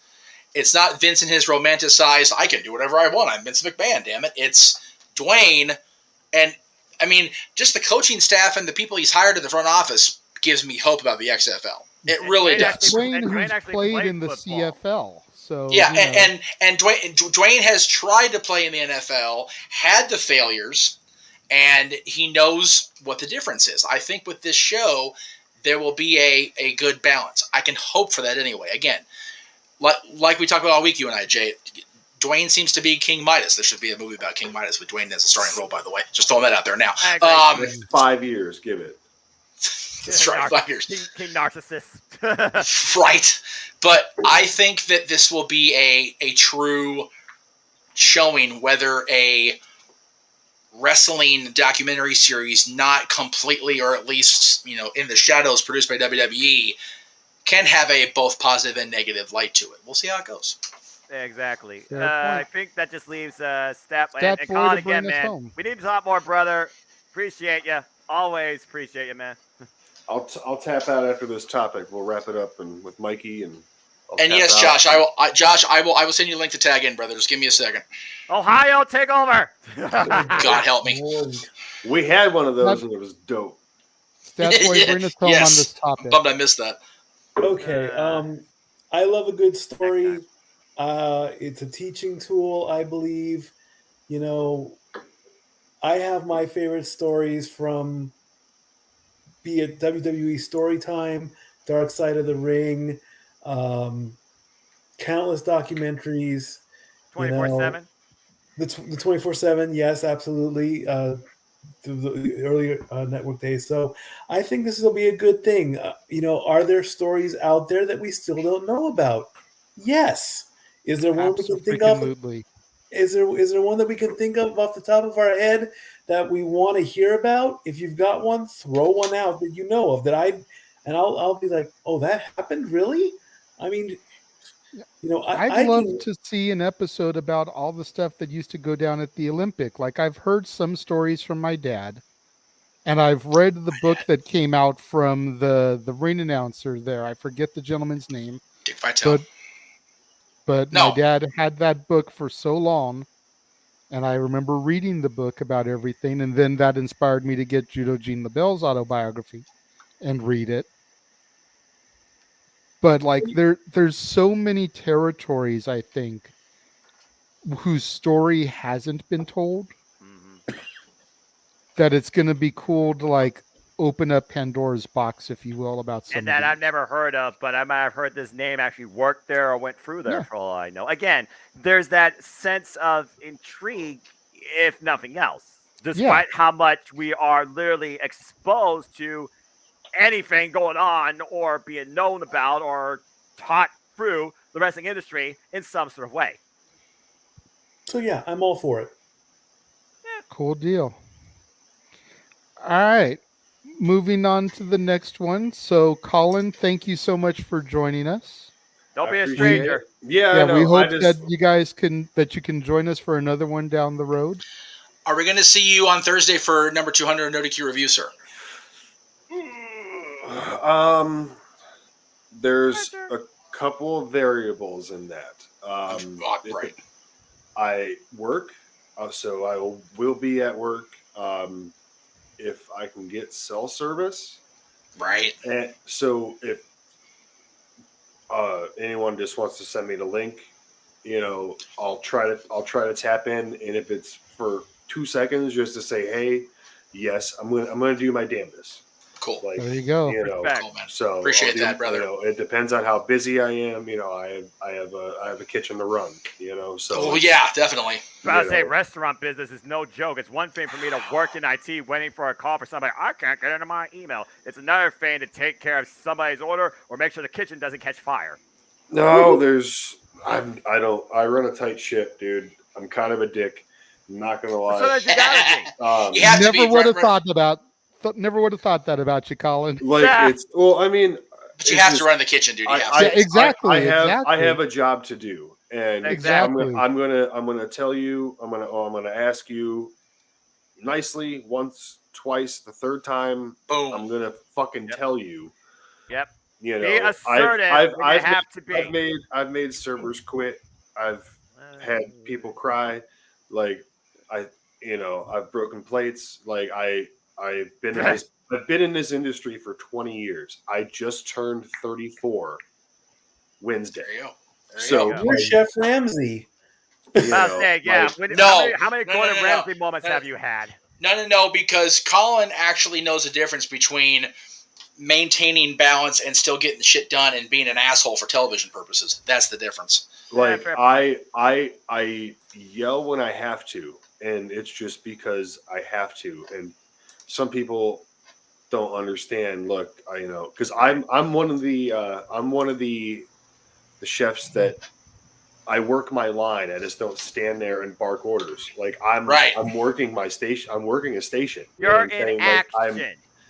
I hold multiple roles, and I'm busy, and I'll do what I can. And if I can't be there, I'll do my best to send a message. There you go. At least I got switched to this family plan. We linked all our stuff together, so Oh Lord, you got caught in that bubble. I can't send like super chats because I don't have the activation code, and I'm not gonna be like, hey, can I have the activation code so I can send that dude money? You know what I mean? Like I don't think she's gonna like that very much. So like Right. $2 on this? yeah, exactly. So it is what it is. But Yeah. again, thanks. I'll do my best to get back on. James, good seeing you. Good JJ, seeing, bro. Noah, Mikey, Jeffrey, Joshua. Yes. Jeffrey and Joshua. Before you leave us real quick, Colin, JJ. tell people where they can follow you. My Twitter handle is right below me, NoDQ, Colin Andrew. You can follow my YouTube channel, The Cleaver, Colin Andrew. I've been kind of lackluster on it just because, again, I'm a busy man. Priorities for passions, my friend. And it's just, I don't know. I honestly really haven't done much since my mom died in January. I just haven't found the motivation and stuff too on my off days. So, it is what it is. Maybe once, summer winds down and I finish building my theater in the basement, I can finally get back to that because I bought a big ass projector screen and a projector and shit. And I've been working mad overtime. So I'm just like, oh, well. And Amazon Prime Day is a real motherfucker. So, Yeah, there's a reason the picture's so clear today, brother. I'll say that. Yeah, no kidding. Well, that and I'm upstairs. I'm upstairs tonight. Yeah. In the basement. I have different lighting. I have like different recessed Yes. lighting, and Yes. Hey. backlighting over here, and There you go. right, There you go. stuff like that. So, but Exactly. anyways, you guys, I'll throw on the tube here. I'm gonna eat, and try to get to bed here within the next like 45 minutes so I can wake up at 6. So God bless you, man. Thanks for popping in, brother. We appreciate it. Appreciate you, Cheers. Colin. I'll see you Thanks. next time. yes, sirs. Take care, guys. You too. Have a good night, man. Take it easy, Colin. And then there were 6, despite the All right, controversial Mansfield, you death mucker letter. fucker. All right. All right.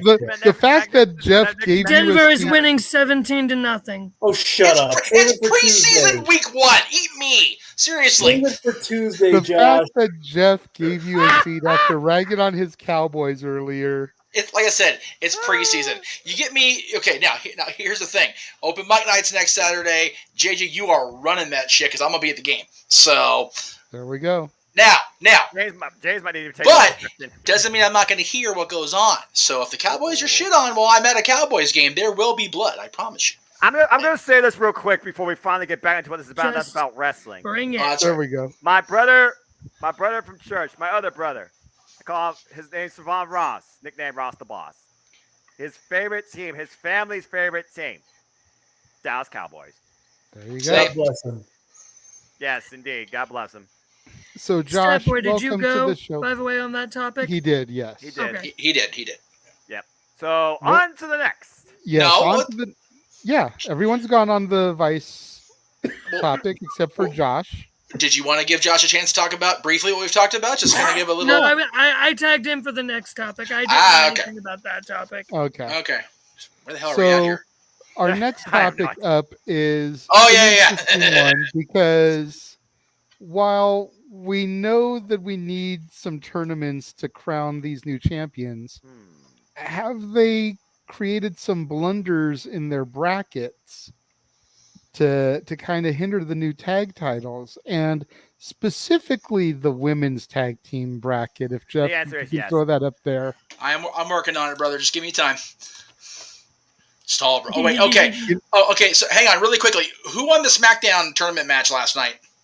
Shia Raquel and uh, Aaliyah. Raquel Yeah. and Aaliyah. Okay, that's what I thought. Okay, go ahead, JJ. Continue. So you've got the Raw, the women's tag team tournament, and you've got one side is Raw, one side is SmackDown, obviously. But then you create matches that you really want to see in the finals for the semis. Yeah. You know, it's without question that we're going to end up with Io Sky and Dakota Kai versus Asuka and Alexa for the finals on Raw. Yep. Right. You know, that's a given. Absolutely. We've got Raquel and Aaliyah over on SmackDown, so we've got to have heels for them to go up against. Yup. So it's not going to be the NXT contingent. I know. It's going to be Sonya and Natty. Yep. I'm trying. I really am. Yeah, I was going to say, you're killing me, Jeff. Like I'm you sorry. didn't know. Okay, I was talking about the technology working, and then I jinxed my damn self. Killing the Smalls. So we've got these brackets, and it's like, okay, why couldn't we have had a match from each brand in each side of the brackets? That way we Uh-huh. could have at least ended with Io and Dakota versus Alexa and Asuka. Yeah, that's the other thing, is it's a bunch of random tag teams. The one legitimate tag team they could have put into this fucking tournament, God damn it. they gave a makeshift NXT team the spot instead of putting Toxic fucking Attraction. I can't type that fast to change the count, Jay. Okay, go ahead. All right, go ahead. I haven't seen a count all night, Meacham. Don't give me that crap. Get About the to say, shit, Meacham. The fuck? ding. Okay, I hate first you all. off, let me go ahead and diffuse the situation as I usually do, for I am the simple man and the voice of reason. But JJ, you like to segue stuff. You literally are segueing what we talked about a couple weeks ago, and literally, but you just you threw out one key word that really hit me right here: brands. Let's look at the WWE, shall we, as a whole. You have the SmackDown and the Raw side. That's the main front. Then you have, not my NXT. And then you have NXT UK. I'm going to stand on that till it freaking is in the grave, damn it. But I digress. Buy And the then you shirt. have NXT UK, where I've already seen several women's tag teams. So, You're telling me you couldn't do a single worthwhile 2 teams from Raw. We already know the 2 teams that are the most worthwhile. They're actual legitimate teams, and you literally just talked about the finals. You couldn't do 2 teams from SmackDown. Although now it seems like you literally found the 4 women that make sense to be teams, and Sonya Deville, Natalya, and Raquel Gonzalez, and Aaliyah, considering you give them most of the TV time. Sorry, Xia Li and Shotzi back to catering because, well, you're kind of lost in the shuffle. Yeah. You It's could have like, done I'm watching that you could match. have done NXT, not my NXT, but I will freaking stand by it. NXT, you could have did the Toxic Attraction and freaking use your new NXT Women Tag Team Champions, and Casey and Kaden highly deserved it. But you could have used that not only for this, but if Toxic Attraction did beat them, that could have literally qualified them to challenge for the tag titles again on whatever NXT experience that's ahead. And as far as NXT UK goes, you have the freaking, what's her name? Xia Brookside and Eliza Alexander. And you could freaking probably do some makeshift team out of, I'm looking at the women's roster, how deep it is. They probably could pull something together with freaking Blair Davenport and, what's her name? The roster's too deep. I'm trying to figure about it. Nina Samuels. Or no. Realistically, Michael Satomura and Saray. They could have did something like that. Here's how you bring attention to all products underneath your banner, damn it, and make me think that, okay, this tournament isn't so flat. Because who in the hell has a realistic chance to win this freaking thing besides Dakota Kai and Io Sky? Nobody. Freaking Nikita Lyons right now, she's stuck facing Lash Legend, and all they're doing is trying to twerk each other to death. And then you got Zoe Stark, who's trying to take the title from Mandy Rose at this point. And as long as Bruce Bridges is the freaking guy leading this NXT, not my NXT, Mandy Rose ain't driving that damn title. So this is absolute bogus, considering how they set up this bracket. And the only thing that matters at this point is Io Sky and Dakota Kai is going to win this thing. And the title still probably will not matter in the short run. But good luck, Triple H. Pointless. Yeah, I mean, the only match that I really give a shit about is Io Sky, Dakota Kai, and Alexa and Asuka. Exactly. And that one could really go either way. I mean, I seriously doubt they're going to kill the momentum behind the returning duo managed by Bayley. But you've got Alexa and Asuka. It could really go either way there. Whereas you're going to end up with either Raquel and Aaliyah or Shayna, or Botch. Natty and Sonya. It's like no one cares about those teams. Like I figure it'll probably be Raquel because they've been pushing her to the moon, to steal a phrase from Cameron Grimes. What the hell is he doing nowadays? Nothing. Oh, okay. They keep having Joe Gacy trying to proposition him to join his cult faction. Because, that's going to be interesting television. Not my NXT, but continue. And then on the trios tournament, Jeff, have you got that bracket ready, or do I need to stall some more? Just a second. This Jeff Meacham production is brought to you by the Jeff Meacham Network. Buy a shirt. Go to the Pro Wrestling Tees store today and buy a shirt. But I digress. And now specifically buy one of these 2 men's shirts.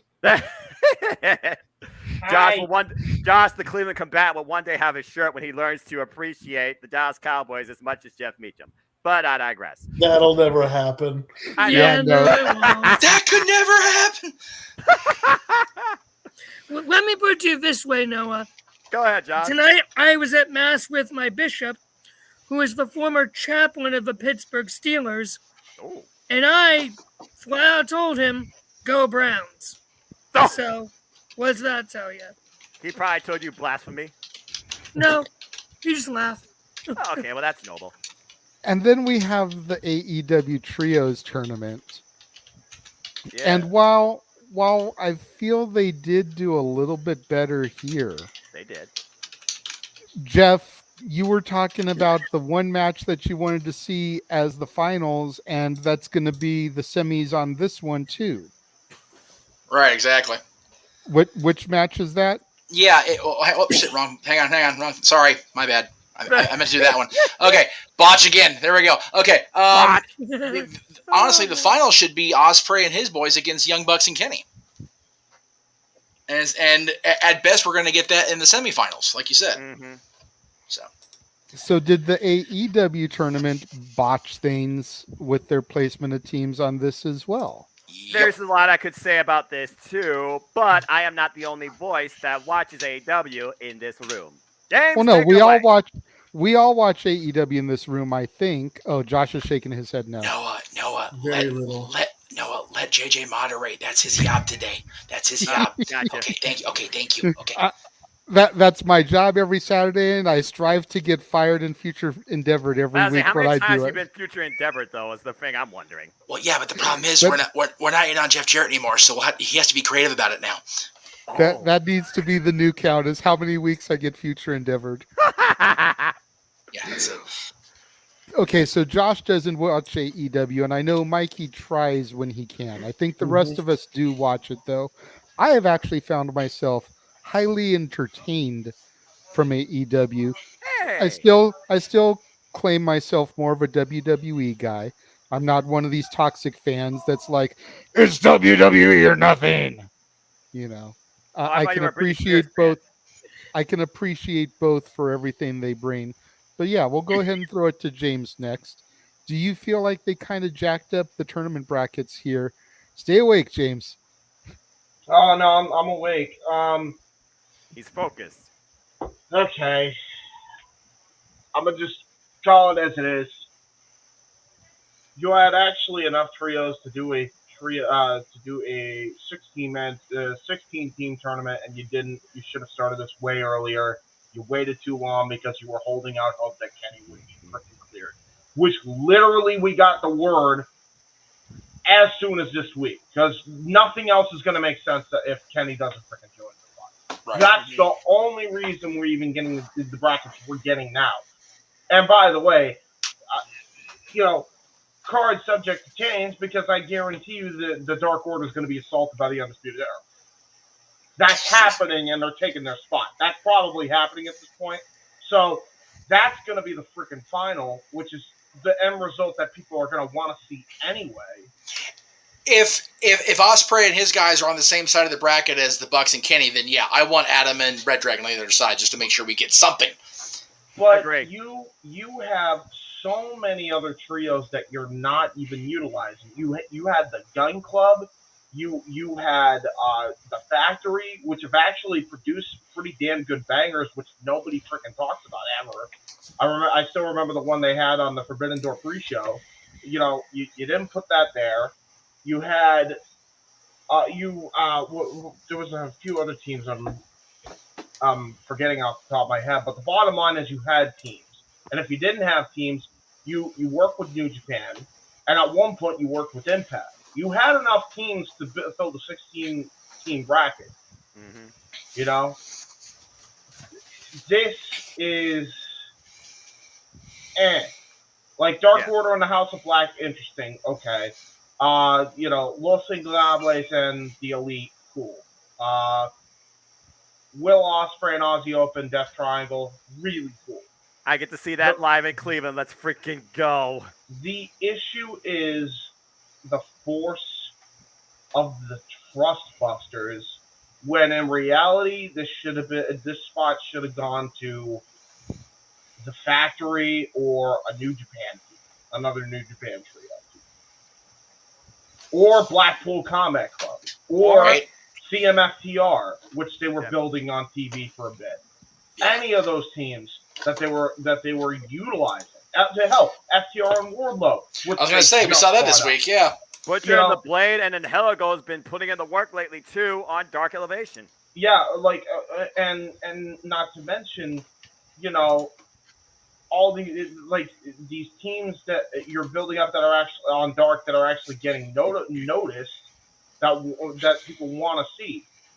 You had a huge opportunity here, and you kind of just. I get. What's the idea of the Trust Busters? They're jobbing to the best friend, right? At least if you put the Factory in there, okay, cool. At least we'll get a decent match out of it. Makes sense. At least you have an established freaking team. The Trustbusters was literally formed at Death Before Dishonor not too long ago. Jesus. But yeah, Whoever that is, kill your sound while that's happening, please. Yeah, I already did that. Okay.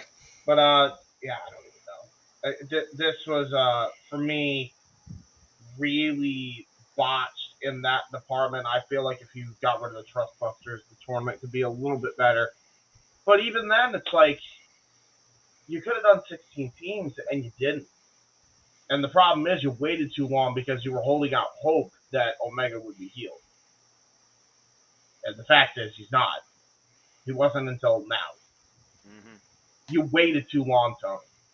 You should have just went with the Hangman and Young Bucks. I'm sorry. Like it comes down to I wanted to do Omega and the Young Bucks no matter what the freaking cost. Sometimes you just have to freaking roll with the punches, dude. Right. This is one of those situations where you waited way too damn long for this. Yeah. These titles needed to happen when you unveiled the North America, the All Atlantic Championship. Excuse me. You're fine. And is it just me, or does it not feel like they're doing this to try to capitalize on all the rehires that Triple H has been bringing back? Not really. Raymond, is this better? I mean, Punk came back on Dynamite this past week. Omega coming back for this tournament. Allegedly. So, yeah, supposedly. Even if Omega isn't 100%, you know, I was saying this to Jeff. Even if Omega is only, let's say, 75 or 80%, he can still stand on the ring apron with the Bucks, let them kill the majority of the match, come in, do a move or two, and get the victory. And you've still got that steam that Kenny Omega's back. And then even if they end up winning the titles, you can keep the same thing going for a little bit and just have the Bucks carry the momentum of the match. And then that could even lead to a storyline down the road once he's 100%. You know, the Bucks saying that we had to carry you all this time.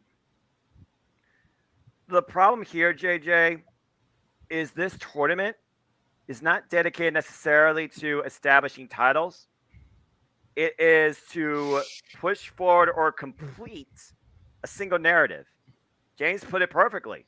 This tournament is being defined on one individual returning. If that wasn't the case, looking at this bracket, I could clearly see this going other ways, and I'm hopeful because I have found, and James, you can attest to this, AEW isn't always that one-dimensional. Here, I truly feel like they are. But if they can somehow recreate this to be Death Triangle versus House of Black in the finals, if Will Ospreay and Ozzy Open can face maybe Dark Order, and you pick up where you left off on NJPW Strong, where you had the fallout from the NJPW Strong Openweight Tag Team Tournament, where, spoiler alert, folks, Ozzy Open won. They are your first ever NJPW Strong Tag Team Champions. Congratulations to them. It's one of those things where I don't want this tournament to so much focus on pushing a narrative surrounding particularly one individual, but actually establishing what AEW I think truly can carry, and that is a six-man tag team division. Ring of Honor did that for years, and they aren't even involved in this at all. James talking about our teams. I'm surprised we don't have Ring of Honor influence here with the Embassy, for example. What the hell are they doing? The Embassy, we still know the future of Ring of Honor. Yeah, and I understand trying to keep Ring of Honor separated from AEW. That's a wise move. But this tournament right now just feels like you're pushing a story. You're not pushing a new championship picture that could have a ton of realistic contenders. And I hope that that's not the end result. I personally want to see the Young Bucks and question mark get screwed by the Undisputed Elite, who may not be fully medically cleared to compete for all we know. And you actually do surprise us and crown somebody else as the actual champions. But it won't happen. Look, well, again, suspension of disbelief, James. Go along with me, brother. But again, realistically, if I'm going to pick a winner for this, I hope that it's either House of Black or Will Ospreay and Ozzy Open. There, I said it. I mean, it's either that or you give it to Cole and Red Dragon. because like at least it makes sense. But even then, like the whole idea was the end result on either of those realistic options, because I'm still convinced that they're going to freaking interfere in the Dark Order match. The idea is we had to wait for Kenny.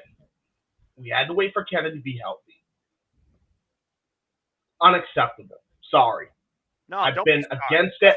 I've been against it from day one when they conceived of that concept, and day one when they announced they're waiting for Kenny to be healthy. You needed to move on, and you had 15 other trios, possibly 16 to do it.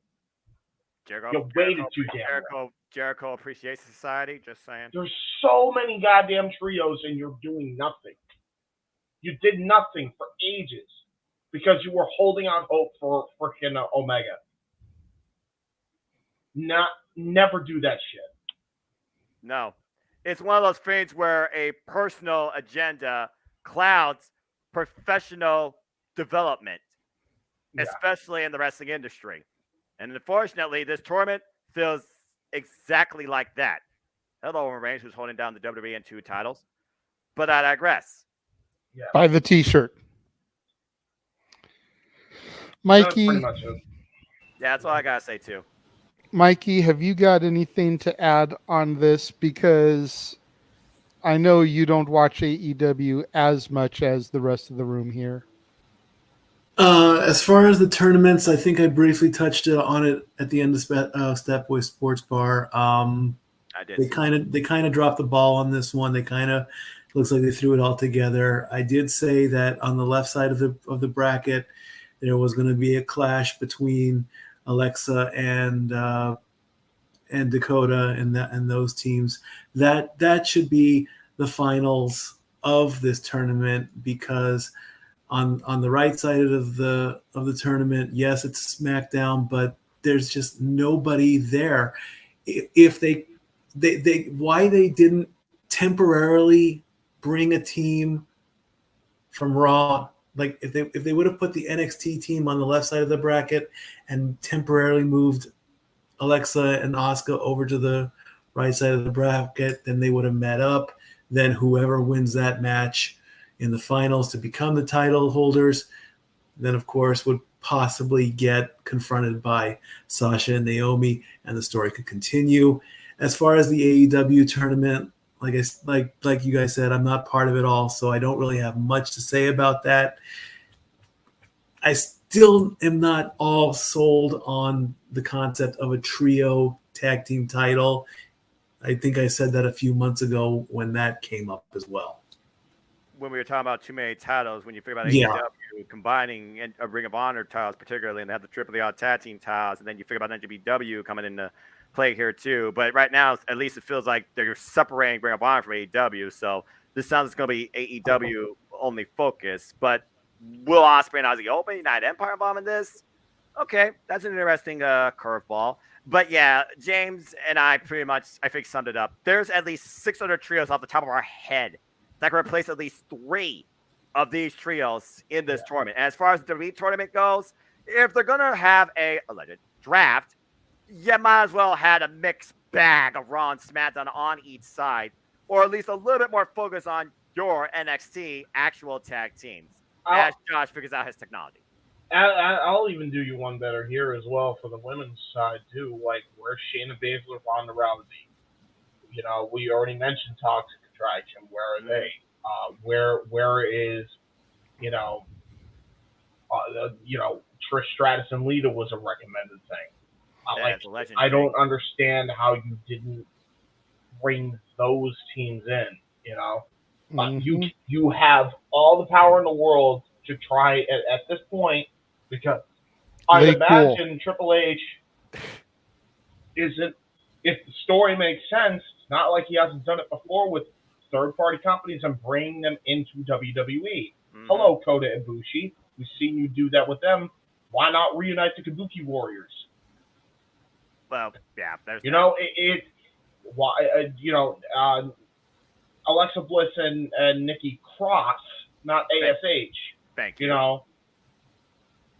stuff like that. You could have made Rhea Ripley and Shotzi Blackheart. Like there are teams here you could have made, and it's like you just did it because you have one team in mind, and it was for Io Sky and Dakota Kai. Same problem with the trios title, except in this case they just have one team in mind, whereas Tony was just waiting for somebody to get healthy. So. Right. And James, you said Dakota Kai and Io Sky is the focus of this tournament. Again, the end game focus, according to everybody, is Sasha Banks and Naomi. Yeah. Exactly. Which makes because at the end of the day, once they win the tournament, you figure Sasha and Naomi are going to come out, along across the ring from Sasha's old friend and partner Bailey. We're still the champs. We never lost these. Exactly. Yeah. It's funny you mentioned that. Yeah, because as we transition to our next topic.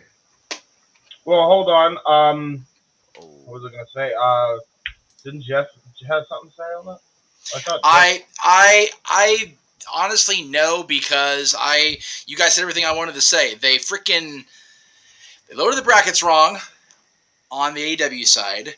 They've completely made the entirety of the women's thing on the WWE side seem like one big giant cluster. Hell with it, clusterfuck. It's terrible. So I don't. You guys said all I needed to say, to be honest with you. So I'm kind of good, and I just like to transition. Josh is there. I'm just trying to see if he's. There we go. We got him. Okay, Josh, go ahead, brother. My Wi-Fi decided to fuck the bed. So. Which is normal. The phrase is shit the bed, but I'll go ahead and add to the count again. Darn it, all the hell. This is why I only use direct LAN. Try your best, folks, to do the same thing. Yeah. Shameless plug. And quick thing before I give my spiel on this. Congratulations, Jeff. Your Cowboys scored. Josh, I'm going to... Mikey. Stop.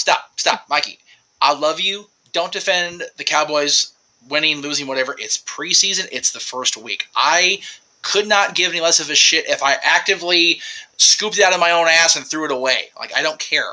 I'm only going next week because I only care because it's at SoFi. I'm going next week. Otherwise, I wouldn't even go to the game. Like, seriously. Let's focus, gentlemen. Mikey's trying to earn that 5-year extension. Josh is trying to get himself thrown off the air by going off topic, like he's not supposed to do a no DQ either. Focus on the topic, Mansfield. Sorry, yeah. Professional wrestling. Women's damn professional wrestling in particular. Yes. Damn it. But I digress. Okay. Buy that shirt, Josh, if you're going to keep talking. So trios titles don't really care about. It's AEW, could care less. The women's tag titles, it makes sense what they're doing. Yeah. It makes sense to have Raw side and a SmackDown side. Yes, it reveals how Triple H has work to do on the SmackDown side when it comes to the women's roster. I think he's going to. I think when Toxic Attraction debuts, not if, but when, they should be put on SmackDown flat out. Oh, yeah. And I would not be surprised if Toxic Attraction takes out the NXT team that's in that bracket. I would not be surprised to see them do it. Well, we'll see what happens on Tuesday because Zoe's facing Mandy, so there could very well be a direct correlation between those two things happening. Which is true. Which is very true. If Zoe wins the title, then obviously we know what's happening in the. Yeah, if Zoe beats Mandy, I think Mandy's girls have all the reason to cost her the tag titles on SmackDown. Absolutely. If it's still Bruce Britcher's NXT, that ain't happening.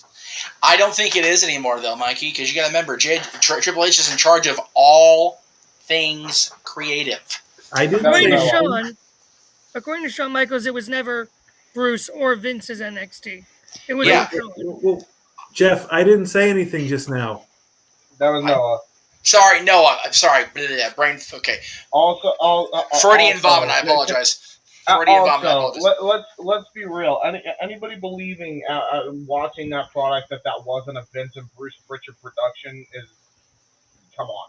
I mean, they're Well, trying to get to the people I can that believe don't know Sean. how to lose their virginity, and also the people that lack brain cells. But yeah, Okay, now we're getting. Damn.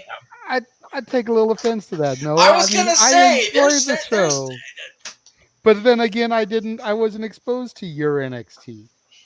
which is why I have that mentality. Nothing against you. Okay. Yeah, You're not the focused demographic, though, either. That they're trying to get back. Though, This is too. also accurate. I will give you that. So back to the tag titles for the girls. Yeah, go ahead. I think it's gonna be Alexa and Asuka versus Io and Dakota. Oops, my Alexa went off. That can't. Well, on the Raw side, not in the finals. Yeah, on the Raw side, that's what it's gonna be. Okay. Which is interesting, especially because we're getting that 6-woman tag at Clash of the Castle. So Right. the tag title tournament finals isn't going to be a Clash of the Castle, obviously. So, Well, you really think that they would have them do double duty? No, but they can always change the booking on the fly, or look like they're changing the booking on the fly. I don't see Triple H doing that. I just don't see him trying that. Triple H grew up in the era of card signature change. I think he absolutely would do that. I think he absolutely would do that. And we got the SmackDown's tile being defended. It's kind of weird that the Raw tile's not being defended. Fair enough. I mean, I honestly, like you guys know, last time I said there should have been Divas of Doom, should have been Lay Cool, should have been the Bellas. Yes, fight me. I don't care. Oh boy. I get. You know what? No, I get why you say that now because looking at the brackets we got. Yeah. No. I mean, realistically, those three teams sound more realistically like a competitive bracket than what we have now. When we talked about it last week, we didn't have brackets. When we talk about it this week, I have a much clearer, less drunken perspective than I had last week when I came on here and bawled your ass out for it. Again, I wouldn't mind having Natty and Beth be in there, but they seem to want to push the narrative of Natty being this cocky, I've set every record in the women's division heel, and Sonya is perfect because they're doing shit all with Sonya right now because of this not being an official thing anymore. So, yeah, have them be the team. If they lose, which they won't lose the first round at least because they're going to face Zoe and Nikita in the second round now. I'm sorry, they're facing Zoe and Nikita this round, and the baby faces have already advanced on the other side. So we'll have that match be in the semis unless they go completely babyface versus babyface booking, which again Triple H has never been opposed to before. But yeah, Natty and Beth would have been fine. Beth is in the best shape of her goddamn life if you follow her social media. Holy shit. The Bellas though are not there. Like they can get all glossed up and do the little butt twirl thing and whatever. I'm never doing that again, by the way. That's never going to happen. That was just really awkward for me to even think about doing that right now. As I did it, it was kind of awkward. I kind of scared myself. Not going to lie. If you want to see Jeff do the butt, no. Okay, there's his real future endeavor for the night right there. There it is. Good grief. Negative. Quit trying to be fired. Not enough money in the world right now. For real. I'm trying to get you a good do the Bella's entrance next time on the Greg Cherry Show. Or alcohol. Seriously, for me to get up and actually do the Nikki Bella butt twirl, there's not enough money in this chat room or booze in this house. Okay, now, so Bella's wouldn't be physically ready, especially if you watched the recent thing they did on A&E, which I did watch, and I actually did find myself captivated by their story. So there is that. But Brie, I think would possibly. I think Nikki is just like she's done. She's over it at this point as far as the physicality. But they went with what they were able to go with, and again, we don't have to like it necessarily. And I know that they did that big speech with the big man. You're going to give you what you want. It's like they're giving us what we want with the means they have, and I think the still non-believers, and I know the two gentlemen in the upper corners here are actually watching more often, and they're seeing what they've been missing, or they're seeing what they're trying to fix of what they've been missing. So I don't have a problem with it laying out right now. However, I don't think that we should. James has always preached to us off air and on air. Always keep your expectations low, That way, you're happily surprised rather than Yeah. extremely disappointed. Mhm. This bracket, these 8 teams we have, kind of is what it is, right? Yes, it is. But if the end game is EO and Dakota ending up in the finals, winning the thing, and then we've got Bailey's team and the return of Sasha and Naomi, which we're going to get to here momentarily, kind of, sort of, then I'm okay with that because Sasha and Naomi were a babyface team when they were when they left television.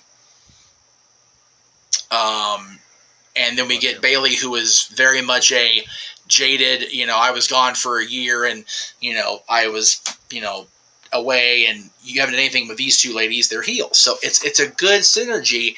But when we talk about the next topic JJ's going to bring up here, if Sasha and Naomi are brought back in the babyface way, they've got to do better than how they've been doing at media appearances lately. Yeah, I was gonna say, when they bring Sasha back, is she even gonna be a baby face because of everything that's going on? Well, she does idolize Eddie Guerrero. I mean, this is just ridiculous. What am I looking at? You're looking at pictures from the C2E2 Expo, and Sasha was the only one doing this. Actually, you know what? Mercedes was the only one doing this. She was making people stand 4 to 6 feet away from her for the post photos. What? Naomi kind of got lumped in there via default, but if you see the photos of Trinity with people without Sasha, she's standing next to them, hugging them, whatever.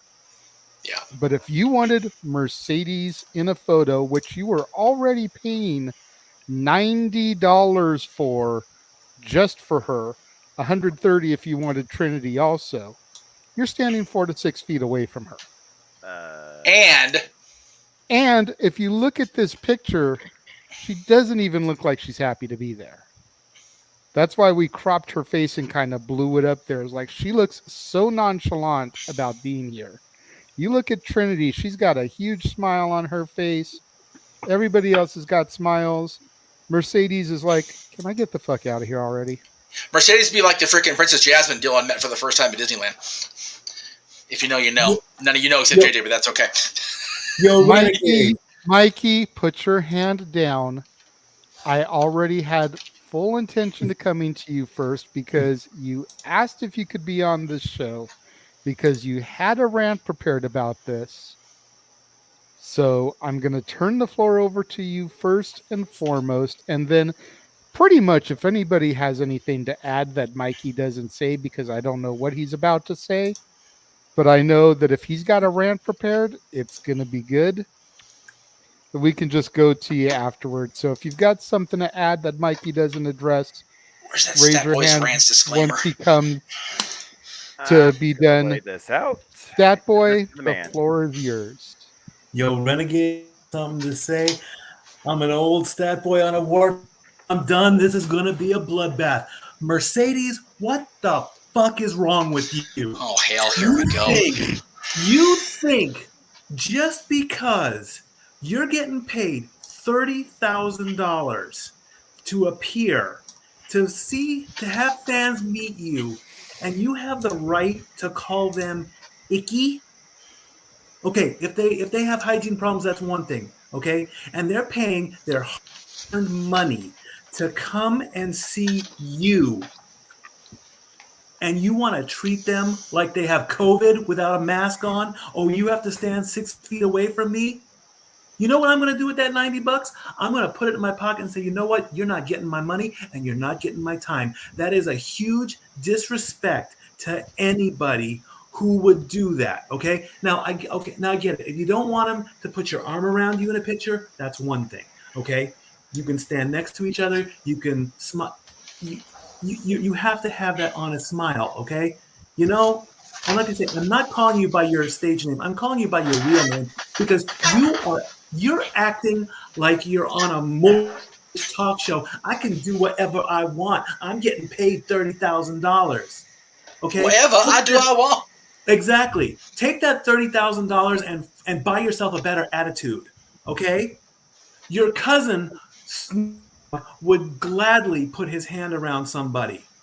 And he did at the party the other night. Oh yeah, and I want to quickly talk about that big gold belt that he threw out. That's the greatest belt ever.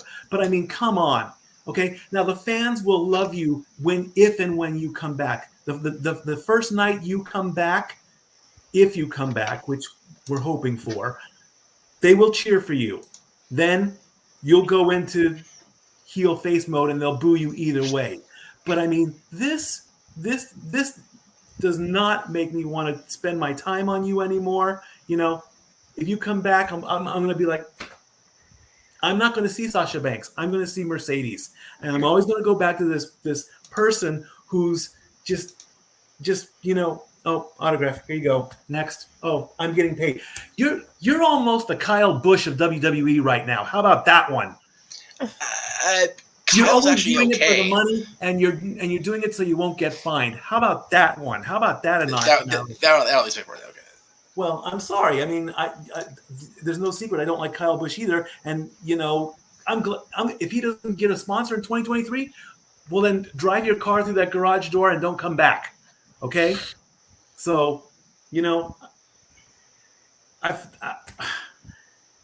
God bless you, Trinity, for putting up with Mercedes. Okay, at least you walked out with her. That's one thing, but you're going to come back with Trinity's going to get through with this without a thing. But I don't want to see Sasha Banks ever again. I don't want to see her with a title around her waist. I don't want to see that blue hair, red hair, green hair, purple hair. I don't care what color hair it is because I don't like it anymore. Right. I'm sorry. I am a cool guy, Darren. I'm just upset at the whole situation. I'm sorry, okay? If I made you upset, Darren, I apologize. I wasn't even going to address the comment on there, but I go, okay, well, since Mikey went ahead and addressed it, I'll go ahead and throw it up there. Like I said, I'm entitled to my opinion. I do not like what she has done. It is wrong. And, to the guy who even paid you the $30,000, what were you thinking? Why would you put out that much money when, okay, well, if he is I've also been taught that even though I don't like the guy, he is a good driver. I will give him that. But his attitude outside the track is something. His attitude's gotten better. He's been better the last couple of years. Fine, okay. But I also want to question the people that ran this convention. Why would you drop that kind of money? Did you get a profit off of this? Did you make money off of your $30,000 investment? Because if you didn't, I'm sorry, you lost out on that one. All right. Before anybody else takes over, let me just say this for two things. First of all, again, I don't disagree with Mikey's attitude of the situation because she was way off base to act like that. It could be the virus, it could be whatever, and that's fine. And no, Big G, for the record, Noah's not asleep. He's actually auditioning for the BET version of Weekend at Bernie's. Anyway, go ahead. I understood that reference. That's profiling, but I'm not necessarily incorrect. Anyway, movies with one sequel coming soon. Actually, that's true because there was a Weekend at Bernie's too. Somehow they got the movie out of that crap. Oh my god. Okay. All right, JJ, go ahead and take it back. I'm good. I mean, is there really anything about either of these ladies that we haven't already said ad nauseum? I just think that this is a new low. Okay. I get the whole virus thing. If that's the concern, then why are you even at this convention? Right. Why are you leaving Boston in the first place? Why are you taking $30,000 to come to this con if you're so worried about the virus in the first place? Right. So that's how I know it's not a virus thing. Right. Because she wouldn't subject herself to the travel, the airfare, the hotel, being in the building, the hundreds of people that lined up to meet her and get autographs and those professional photos. Again, $90 just for one with Mercedes, $130 if you wanted Trinity too. Yeah, that's ridiculous. She wouldn't have subjected herself to all that if she was concerned about the virus.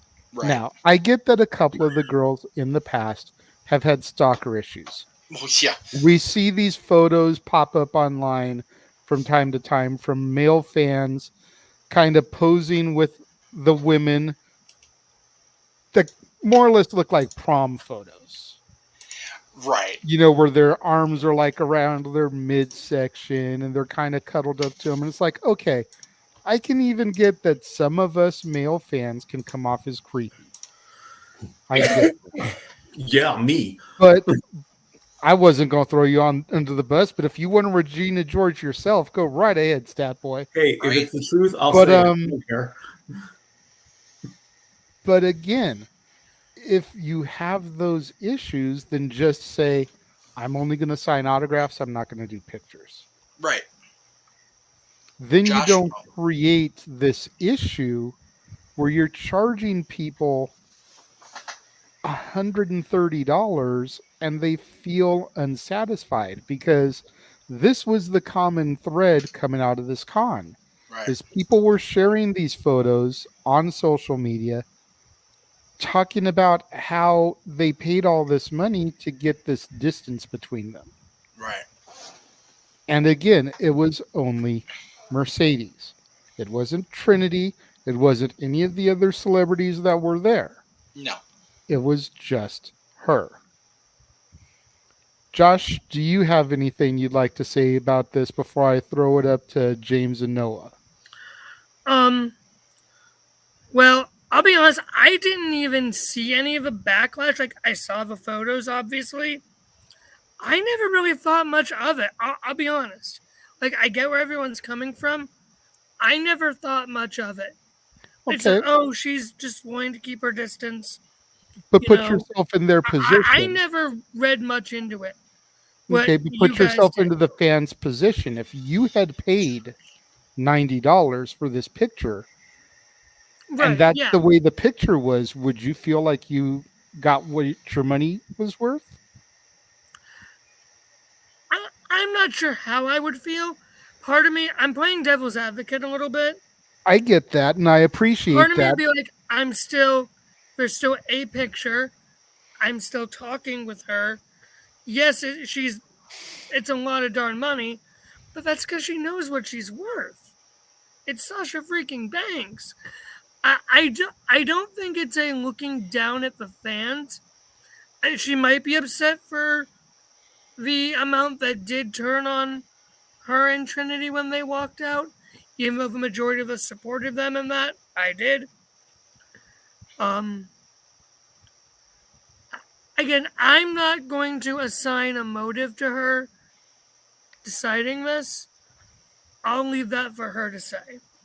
And I would not say that she is the Kyle Busch. I mean, Tony Stewart's just as bad as Kyle Busch, but Kyle Oh, Busch is Lord a piece of almighty. shit. Oh, But gosh. I digress. Buy the shirt. 10. Hey, I have a reason for that, but I digress. That's 11. fair. I mean, if you've got a personal reason, 11 what? My sister met him once, and he was and Tony Stewart was an asshole.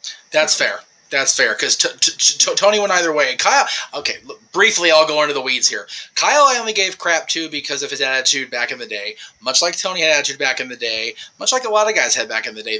There's very few people that have not come around and stopped being assholes about it in NASCAR. But again, much like Pete Rose said back in the day, the two most, at least in my experience, much like Pete, fan-friendly folks are the WWE superstars and the good old boys of NASCAR. And there are very few people on either side that have been continual dicks. Now, we've heard about Mercedes, Sasha's attitude, not just to the fans of this convention, but to people that,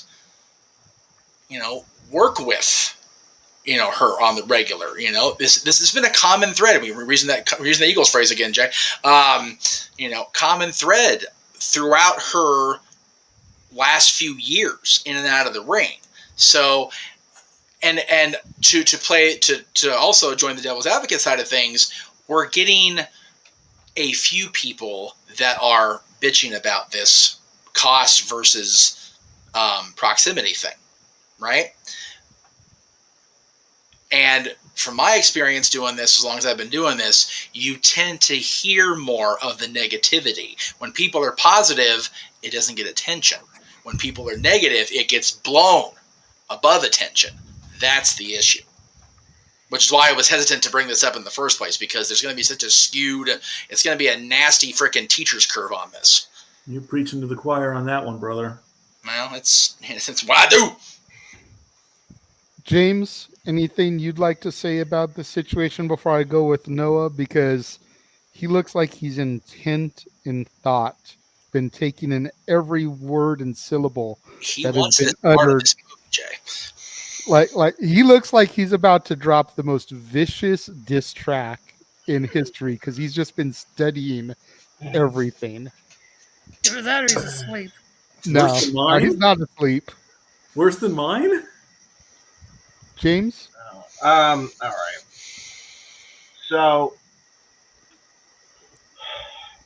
I'm not sure how to feel about it. On one hand, I think I do get where she's coming from, considering she's dealt with creeps in the past doing weird shit.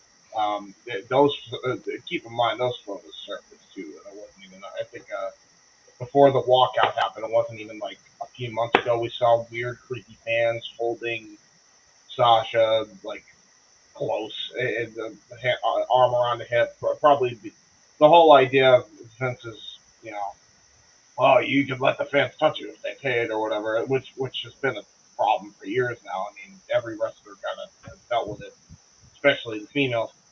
And I think that's kind of part of her reasoning why she's doing what she's doing, and plus I think also because she has gotten a lot of hate for the walkout. She's just like, okay, well, if I'm gonna get the hate, I'll do this, but Right. I'm gonna just you can stand 6 feet apart from me and deal with it pretty much. If you want a picture with me, that's what you can do. Yeah, so I get it from her perspective. If you're that jaded, and trust me, I get it, fan, wrestler, whatever.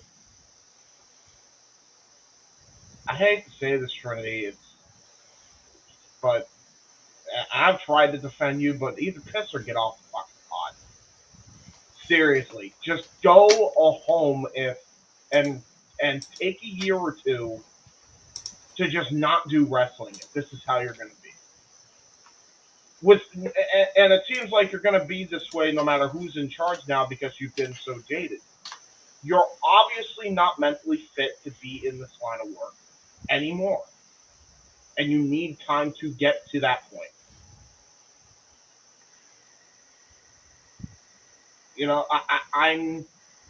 I'm tired. I'm not your freaking lawyer. Nobody here is, even if they're a fan of yours. God for that. Go home. Go home and sit on your ass and collect your shit, get better mentally, and then come back. Because this whole, look, man, I appreciate what Punk's, saying or whatever about it. Because again, I do get it. But if this is the key, you need to take the break just like Punk did. He was gone for 7 freaking years. Might not take that long for you. Might only take 2 or 3. But you still need time away. I seriously would rather a Funkadactyls freaking reunion at this point. That's how bad it's gotten now. Even though I am a big fan of Sasha Banks, I'm so tired of this fucking drama to the point where I would just rather have freaking Cameron and Naomi win the tag straps. That's how bad it's gone. I don't care anymore. I just don't care. If you're gonna act like this, you need to go. I understand it. I get it. But time heals all wounds. You have not given yourself time to heal those wounds. Go home. You looked a lot happier when you weren't doing WWE, and now that Triple H is back in charge, you're acting like a prick again. So, time to go. I can't defend this anymore. Noah, my friend, bring us home. I mean, what really else is there to say?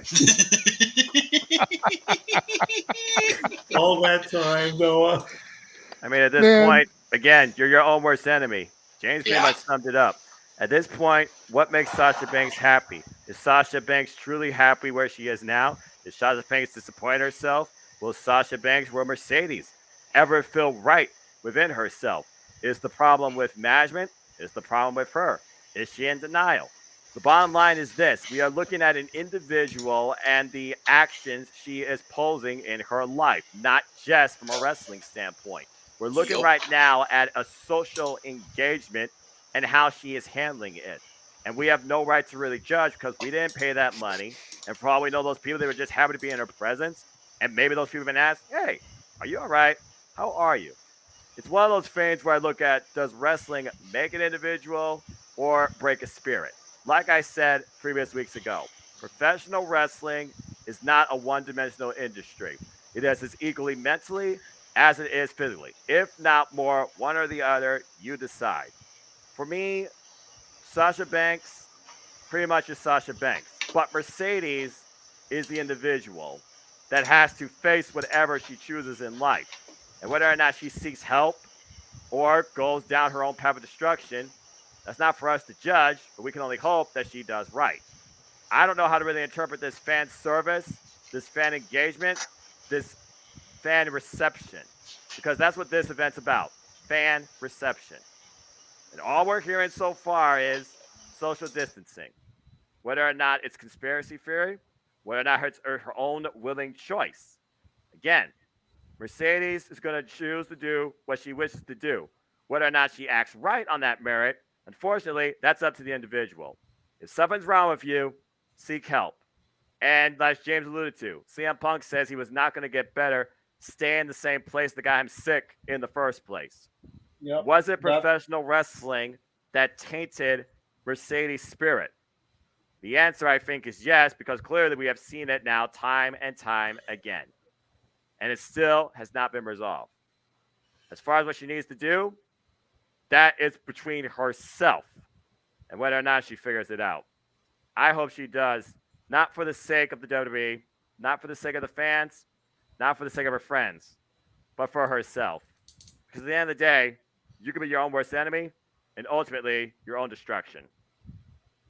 By the way, on the comment of is it the management or is it the individual, I think both parties are too fucking blatant here right now. Period. End of story.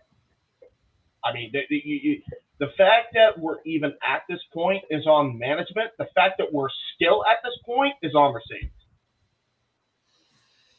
That's fair. That's the book beginning end of this, really. Fair point. Mental health matters. Yes, like you always say in your sign off. All right, so that's that topic. We have one topic left. Our main event of the evening, if you will. Is trigger hesitation leading to shots in the foot? Basically, are we waiting too long to pull the trigger on these stories? And these two specifically, I tried to come up with one for each major company. You know, you've got Max with his whole worked shoot promo a la pipe bomb that Punk did many, many years ago, which, as we always mention, Jeff and I were there for. You know, so you've got MJF's version of that. And as of yet, nothing has happened, no return, nothing. And then we've got the whole Dominic turning heel, which has been talked about, as far as I know, since at least WrestleMania. Jeff's saying that Dominic should have turned heel at his debut, but, you know, that's neither here nor there. I know that there's been a bubbling for a heel turn for Dom pretty much since the whole Judgment Day angle started. Yep. And they have yet to pull the trigger on either of these things. You know, going back to the whole tag tournament thing, if Kenny Omega is not able to go, will we accept anybody other than MJF as the Bucks partner? Like, that'll shock people. I know it won't make a whole lot of sense, but it'll get people talking because he'll finally be back. But why hasn't there been something from Max since this night at the Fabulous Forum. I refuse to call it the Kia Forum. Screw that. As you should. You know, I Really mean, noted. at the end of the day, they could have, at the very least, done an old school. The following announcement has been paid for by Maxwell Jacob Friedman, like the NWO promos, and had something from him to periodically crash the shows to keep him on TV and relevant, and cutting some kind of new scathing promo. Nothing. They could have had him crash some taping, some Dynamite or Rampage, a la when Matt Hardy came back after the whole Edge Lita debacle to keep people talking. Nothing. Just crickets chirping out in the wilderness.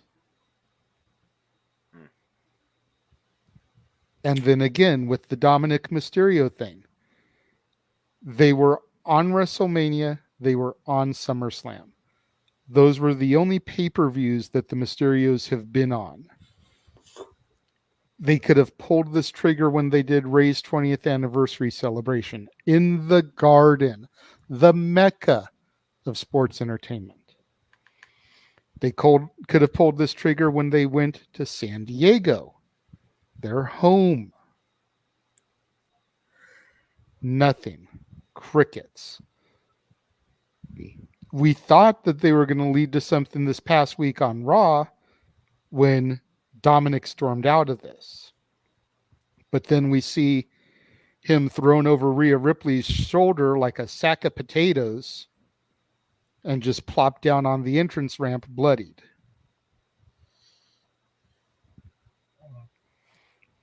Noah, I'm going to start with you on this one. Have both companies waited so long that when these triggers are finally pulled, no one is going to give a shit? It's one of those things that comes down to your preparation for the final execution to reach the destination or the climax of the story. I think for the MJF thing, possibly, although Databrigger DMD definitely stirred the pot, as well as FTR and Wardlow with the way their tweet spelled out MJF vertically. So there still might be that suspension of disbelief. But how many times have we seen the family heartstrings tugged of a father when it comes to his son in honoring what he started and what he will carry on? Now Rhea Ripley has assaulted Dominic, allegedly. And now we wonder if Dominic is going to be the deciding factor in Judgment Day's next turn. Like when Edge and Rey Mysterio, which I do feel inevitably is going to be a tag match that happens between Finn Balor and Punishment Martinez, Damian Priest. I feel like Dominic is going to be that X factor. We keep talking about, is Judgment Day's leader really Finn Balor or Rhea Ripley? Right now, to me, Rhea Ripley is pulling all the strings and controlling the narrative. So I think Rhea Ripley will be the one that somehow sets this up for Dominic to betray his father, maybe rip the mask off his face, and say that he doesn't want to carry on the Mysterio name. He's going to go his own way.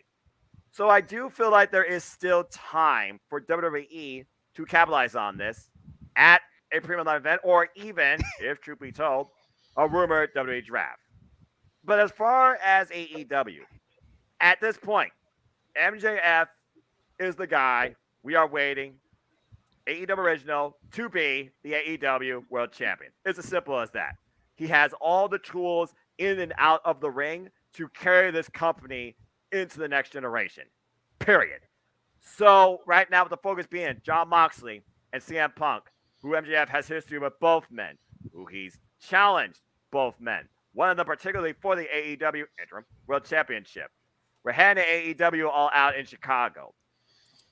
The big angle of last year All Out was Adam Cole, Bryan Danielson came into the company. What's the biggest angle you could have here? What's the thing that could draw the biggest attention? The only way that could capitalize on MJF being completely blank from the wrestling industry as far as we're concerned. I think about what he said in his little promo back at the fabulous for him. He said, Tony, a lot of big execs. Will be a shame if something goes wrong. What if MJF invades All Out at the end of the show and ruins the alleged AEW World Championship match where there is no winner? And he reminds Tony Khan, you keep focusing on WWE X talents. Yep. Forgot about me because I'm still better than you and you know it. The only way they capitalize on the MJF thing is if they pull the trigger and finally bring someone forward with him at AEW All Out. If they don't do that, it is completely missed as far as I'm concerned. You can't find a bigger venue, a bigger city, a bigger event circumstance than to have MJF come in during that. The Dominic thing, I feel there is still something that can come from it, but it comes down to when you do the tag match and if Rhea Ripley is the one that executes it. Josh, where do you stand on this? Okay, so I'm gonna give my thoughts, then I'm gonna give my plug real quick, and then I'm gonna skid out because it's 12:30 and I'm exhausted. No worries, man. This is the main event, anyways. Okay, so y'all are still operating under the impression that the next time we see MJF on a TV screen, that it won't be on a WWE screen. Yes. From what I've seen from Sean reporting on Fightful, there's nothing from MJF. It's not a work. It's a shoot. It still is a shoot. There is no update on any progress for MJF on his contract or anything. He is sitting this out until it is up so he can go to WWE. 2024, good grief. He is. There's been reports, yes, it's ringside news, so take it with a grain of salt, of Tony Khan basically being worse than Vince McMahon backstage in WWE. I know, huge grain of salt, take it, huge grain of salt, and people wanting out of their contracts and him not letting them. Again, huge grain of salt, but I don't think we're seeing MJF in this tournament. I don't think we're seeing MJF back on AEW programming, period. He's gone. He's gone. Now, there is no trigger to pull because the trigger is no longer there. Okay. No, the Dom situation, we have to remember this is going from Vince creative to Triple H creative within a few weeks. Triple H is learning the ropes on how to do Judgment Day and Ray and Dom and all this. You've seen Triple H finally starting to pull that trigger that Vince was not. Because you're actually seeing a build-up. Vince would have probably just had Dom just turn out of nowhere randomly for no reason. Or book him one-on-one losing a our match main event. Isn't a reason to turn on Ray. What you've been seeing now and what we will probably see are reasons to build up to that. Like people say, oh, he should have turned after WrestleMania. For what? Like, give an actual reason. I've always hated we lost a match, time to turn. That's stupid. That's how tag teams break up. Yeah, that's stupid. It's stupid. It's what provoked Marty Jannetty to jump through the barbershop window. Yeah, there you go. Again, that's damn my coward. thoughts. That's a stupid way to break up teams. You might as well say there's a Marty Jannetty to every tag team in WWE history. Anyway, continue. But I digress. Out of count. 12. Buy the shirt. I really. We will see Dom turn. I think it's coming soonish, but it's got to be actually built up more in story, and I think that's what Triple H is doing to actually build up to a believable Dom turn. I think not just out of willy-nilly, just because we've heard that they're going to turn Dom. Well, like I said, Cena's turning believing. him in the Garden, turning him in San Diego would have had serious impact. Because San Diego is the Mysterio's home ground, and the Garden is the Garden. I see your hand, Jeff. Okay, I know. The next major opportunity I can think of is either this Monday or the Monday after. I forget which week. They're going to be in Toronto, so they're going to be in Edge's hometown. 2 weeks. 2 weeks. And Whatever That it would is. be the next and Edge is huge facing moment. Damian Priest that night, 1-on-1. Yeah. Go ahead, Jeff. You had your hand up, and then we're going to throw to Mikey because, like Josh, he needs to get to bed also.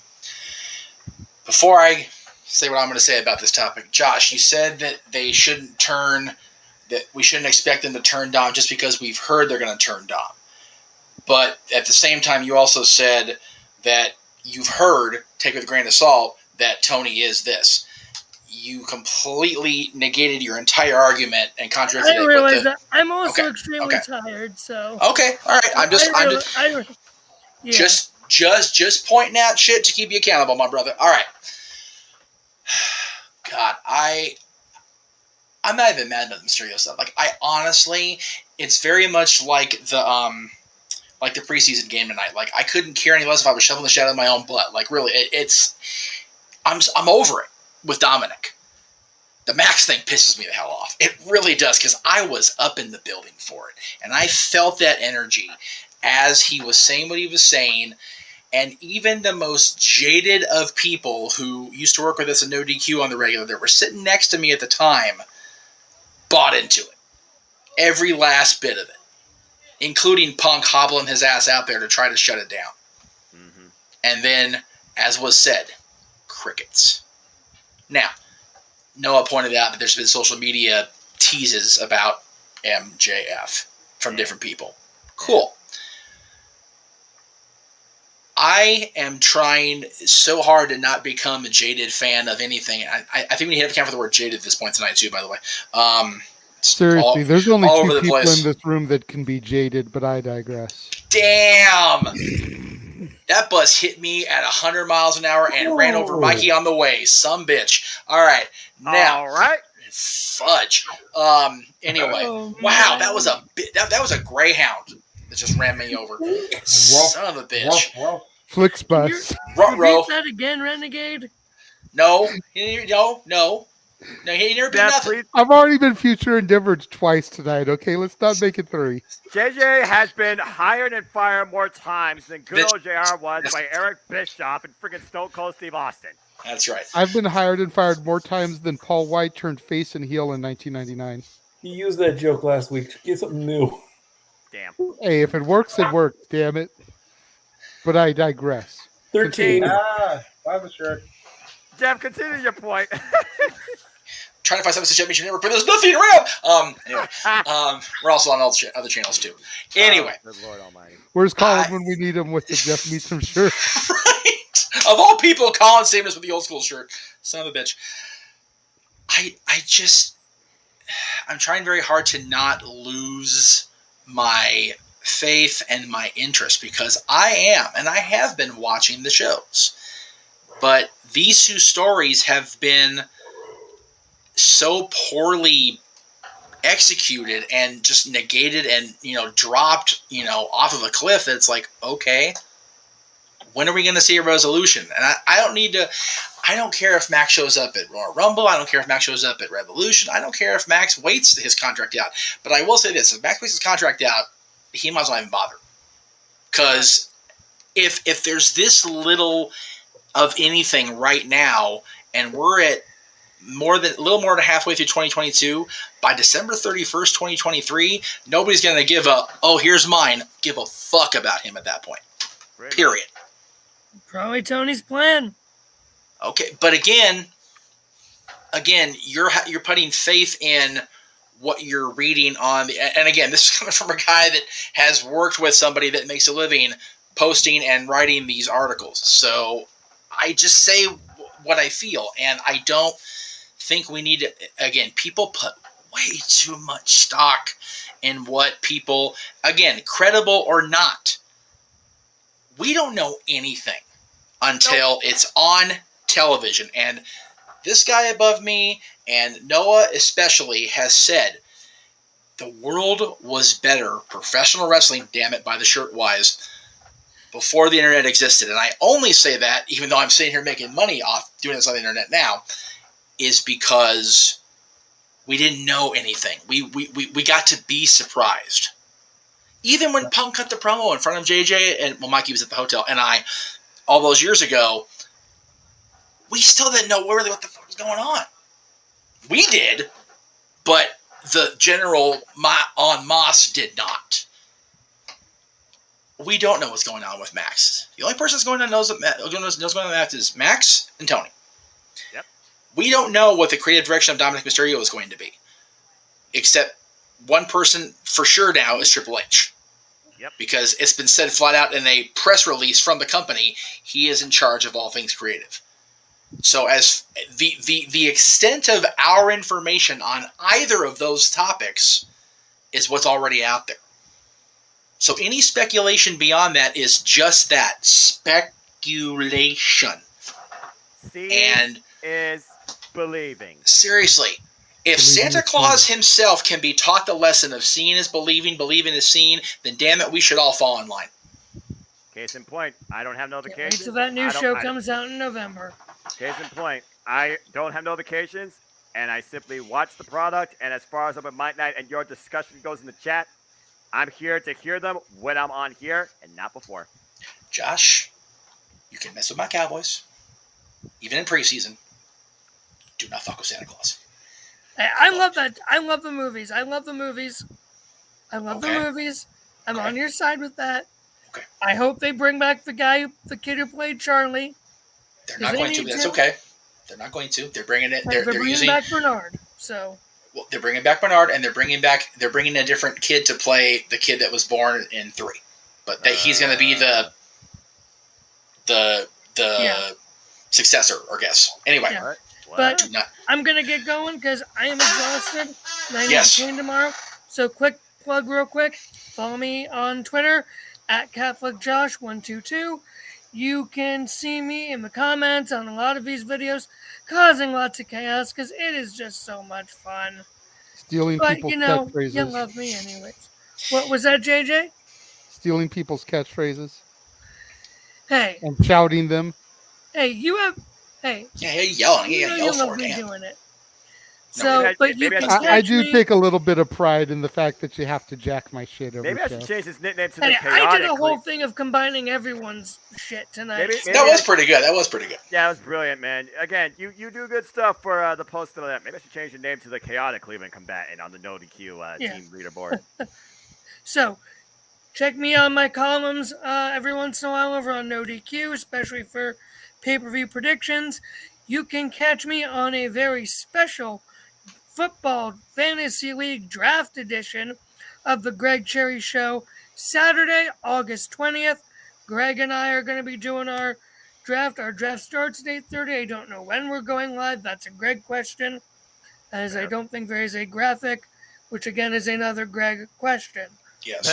But other than that, thank you guys. Jeff, I love you, my boss. Despite all the crap and grief I cause you. Week 1's coming. That's all I have to say. Oh, I know. Stat Boy, I will see you Tuesday. Yes. Looking forward to it. I'll see you. You just won't see me Tuesday. That's all. Oh yeah. Hopefully, freaking Mikey's technology holds out where you won't see me Saturday, not Tuesday. Dance producer Monkey Dance. That's right. James, Noah, and everyone in the comments. Cleveland Combatant out. God bless you, good sir. Hey, stealing Mikey's shit. Exactly. All right, Stat Boy, we'll turn it over to you because you were so nice to PM me. Let me know that you're tired as fuck too. So go ahead and do your thing, your shill, your plugs. This is going to be the worst F-bomb count. James hasn't said a one of them tonight. Just for the record, y'all. I'm just saying. Really? Wow. Yes. We'll just turn it back to the 4 of us. Well, as far as the MJF EW thing, I really don't have much on that. He'll say what he wants to say whenever he wants to say. He doesn't have a care in the world. So if he's going to get his release and come to WWE, let's see where that goes. As far as Dominic going, I like the storyline with Edge and the Judgment Day. I think it's going to build to the turn that it like as it should be. I really don't want to see him pull off his father's mask because we all know how sacred a luchador's mask is in lucha libre. You lose your mask, you're done. You're not supposed to wrestle anymore. So in this case, this would make Dominic the top heel. He would shoot to the top of everybody's hit list than anything. So I can understand. They had the shot at Mania. They had the shot in San Diego. They had the shot and all that stuff. Why they didn't pull the trigger? If Vince was still in charge, if that's when those events happened, and he didn't want to pull the trigger, then I say that's his mistake again. It's another McMahon botch. If Triple H wants to pull that trigger and say, hey, this is where we're going, and give the fans what he wants, then Triple H knows what he's doing. So, and again, this was a topic that I did not even know about, so I do apologize if it comes off as short and inconclusive. But also, like, it's almost 1:00 in the morning, and I have work, so I'm going to say thank you, everybody, for having me on the show. Keep an eye out, and I'm inviting everybody to come into the Casa and Stat Boy Sports Bar featuring Dory Lou Tuesday night, 7:00. We have a big another suspension story to talk about in Major League Baseball with the San Diego Padres. We've got all the Week 1 stats coming up in the preseason, and all the shenanigans that take place in my sports bar. Trust me, if you think what happens on open mic night is entertaining, the sports bar is just as much. Thank you all to all my brothers. I love you all. I'll see you on Tuesday. Yes, Renegade. You say the show is at 7:00. Is that Eastern or Pacific? 7:00 Eastern, 4:00 Pacific. Thank you. All right. I love you all. Stat Boy out. Take care, brother. Mikey, thank you for joining us today. Thank you to Josh. Thank you to Colin, who popped in earlier. King Mike X brings up a decent point in the comments, saying that he doesn't think Dominic has what it takes to be a believable heel. I can buy that a little bit. Dominic is definitely still very green. Definitely could have benefited some time in Noah's NXT Damn it. to get some of the greenness off of him. But Being part what of do you Judgment Day, think? though, would protect him and his character, though. What do you think about this, Noah? It's one of those things where, as a standalone, no, I don't think he's ready for that. So, what do you do to help develop a character, or at least try to develop a character? You put them in a group or faction that helps shape that. There's a reason why we see a lot of the times, people together, even if it seems odd circumstances. It's like I look at AEW and I look at the Juggle Appreciation Society. Why I feel that Matt Menard and Angelo Parker have definitely grown better from it. I feel a couple have been struggling from it, Daniel Garcia and Anna Jay. But again, not everything works on paper. With Dominic, though, and especially with all the fact that most of his interactions with Judgment Day right now have been related to Rhea Ripley, if Rhea Ripley can help move Dominic's character forward in this direction, it could lead to something down the line. You gotta start somewhere. And what do you think about the whole pulling the trigger? Do you think that both companies have waited a little too long to make us care about these? I think so, but also with WWE, again, it's a fickle pot more than AEW because, again, we have a change in creative direction. And to talk about how really Open Mic Night is a continued storytelling itself. Jeff, you literally put up a graph a few weeks ago that both of these teams, the Mysterios and the Judgment Day, they were originally on main event. They didn't mean jack shit. Now they're actually a point in storytelling on the flagship show of the WWE for the longest time, Monday Night Raw. So that's got to count for something. And as far as MJF goes, you still suddenly hear the chants. He still has the questions at the media scrums that you can watch on YouTube. And there is still that suspension of disbelief in the fans that MJF should be the next AEW World Champion.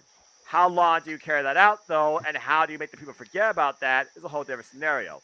They so far been carrying this pain since the Fabulous Forum. Easy for me to freaking say, and I'm not even from California, so apologies, my brothers. At least you said fabulous still, so you're forgiven. Just don't use the K word. I'll even give you Great Western because it was Great Western Forum for a long time. Great Western, really? Yeah, they were the title sponsors from. Oh God, I want to say the mid '80s until they closed originally.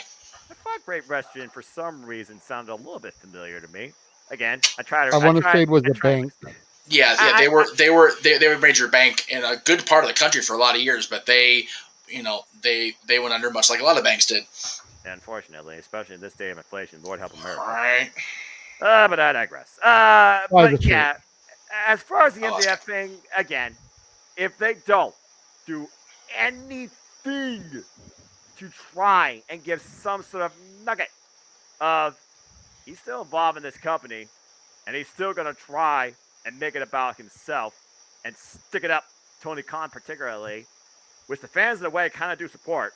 Just saying. If they don't do it at Chicago, game over with that narrative as far as I'm concerned. Chicago is literally make or break MJF as potentially the future of AEW. That's the final straw, in my opinion. The Dominic stuff with Rhea Ripley now involved, carrying this forward, still has something that I can capitalize on. And for me, the next part of this narrative comes down to Toronto and that singles match with Edge. Does Mysterio get involved? Does Finn Balor get involved? Does it devolve into, Lord help us, tag team match on the spot, same night? And holla. Well, it's not Teddy Long who made tag team wrestling mad for the longest time, but I digress. I miss my GM. I won't do that again either, by the way. Yeah. But anyway, yeah. Bottom line, MJF, hit that AEW out or game over. Dominic, you got until you got Ray and Edge tagging together. If that match happens and nothing happens during that, I think they pretty much have done everything they can to make me think that Dominic is going to turn against his father. And even if it does happen after that, and the MJF thing happens after AEW out, that is the point that I will not care personally. Yeah. James, bring us home. I'll start with the MJF stuff because I'm surprised that people are really. I guess part of it is great because people are suspending their disbelief and thinking that AEW and MJF are at odds, and that he actually is going to WWE and that his contract's lapsing. Yeah, I find that fascinating. Yeah, about to say that's incredible. What's really a shoot anymore? Right. I feel like I'm a party pooper in one way to actually point this out, but I got to because people on social media have anxiety, and I understand that sometimes because I had anxiety when the MJF stuff broke until I saw the program they did later. So here's a bunch of factors why this is not a shoot. It never was a shoot. It was so pre-planned, it's not even funny. Number one, the fact that the promo went as long as it did before the F word even was uttered on that. Right. Yeah. Exactly. Is key number one. That's key number one. All right. You don't go that long and then not have your mic get cut off before the F bomb. He was ragging on Tony Khan. He was ragging on everybody. In AEW, he was ragging on the WWE guys, right? He was saying all this stuff that should have gotten cut off way before if it was a shoot. If it was a shoot, would have gotten cut off at any of those points. Then we'd be. He wouldn't have made the ring if it was a shoot. There's no way. They wouldn't have had a microphone. There's no way. Absolutely. I mean, come on. Security would have escorted him. LA Police Department would have. Yeah. So it was a work just off of that basis, especially in the forum where, as Jeff said, they would have had police ready to escort him. LAPD was already in the building as it was. Yeah, so it was They needed to be what that night. it was. No way that was a shoot. And they do have specific rule sets still, even though the athletic commission is not nearly as involved. Still, technically a thing. If you go off script, you're out, and you could get charged for breach of contract. That LA a is thing. definitely one of those towns that still keeps that part of it old school, unfortunately. So there it is. There, okay. That is number one. Number two, Discovery Warner merger happened not too long before this event happened. Okay, Mm-hmm. they wanted more reality-based television, and AEW gave them this method. Yeah. That is not a coincidence. That is done intentionally with the sole purpose of pleasing the new CEOs. That's what that was, and accomplished a multitude of things. That's number two. Number three, if this was a a shoot, we would Yeah, have let's heard not things. confuse the two words, James. We would have seen cryptic tweets. We would have seen all this stuff. The fact is, he's been radio silent. Now, sometimes that does happen, right? With shoots where people are radio silent, we've seen that in the case of Sasha Banks, with the exception of the odd picture here and there, right? We haven't seen anything from Max, Not a thing. and everybody's claiming that it's a shoot. Here's the issue with that, because these shoot sites are reporting it. Tony Khan is friends with all of them.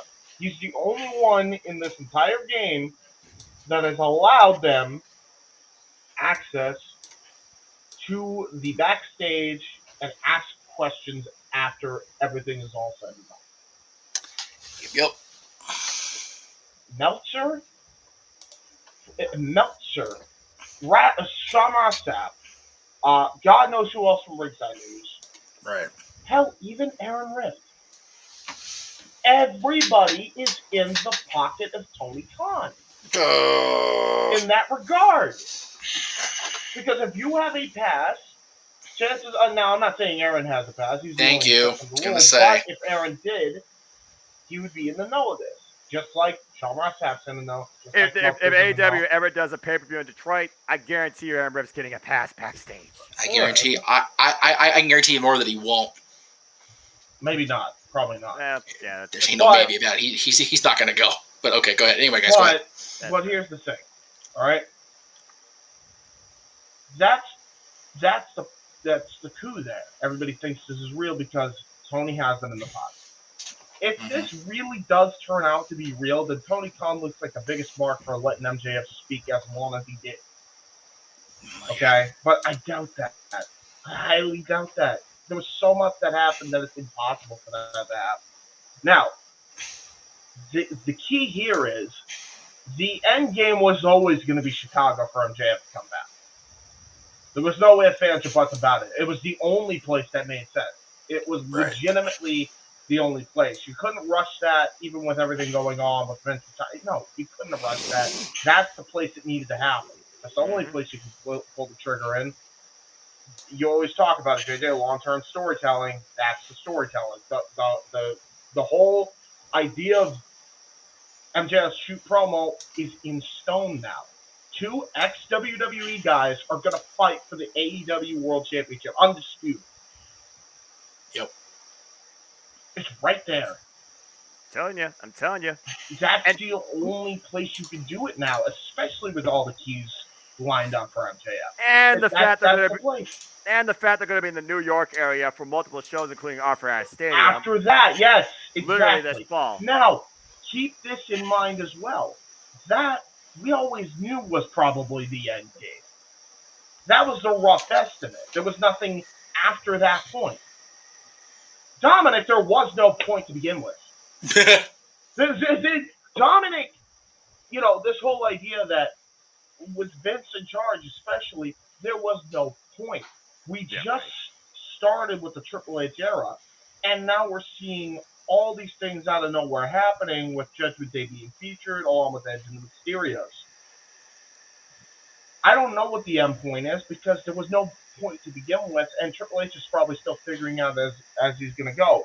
So I know some people on TV Land listen to the show because clearly that interview with the interviewer with AEW, they listened and they actually put her on. So thank you, I appreciate it.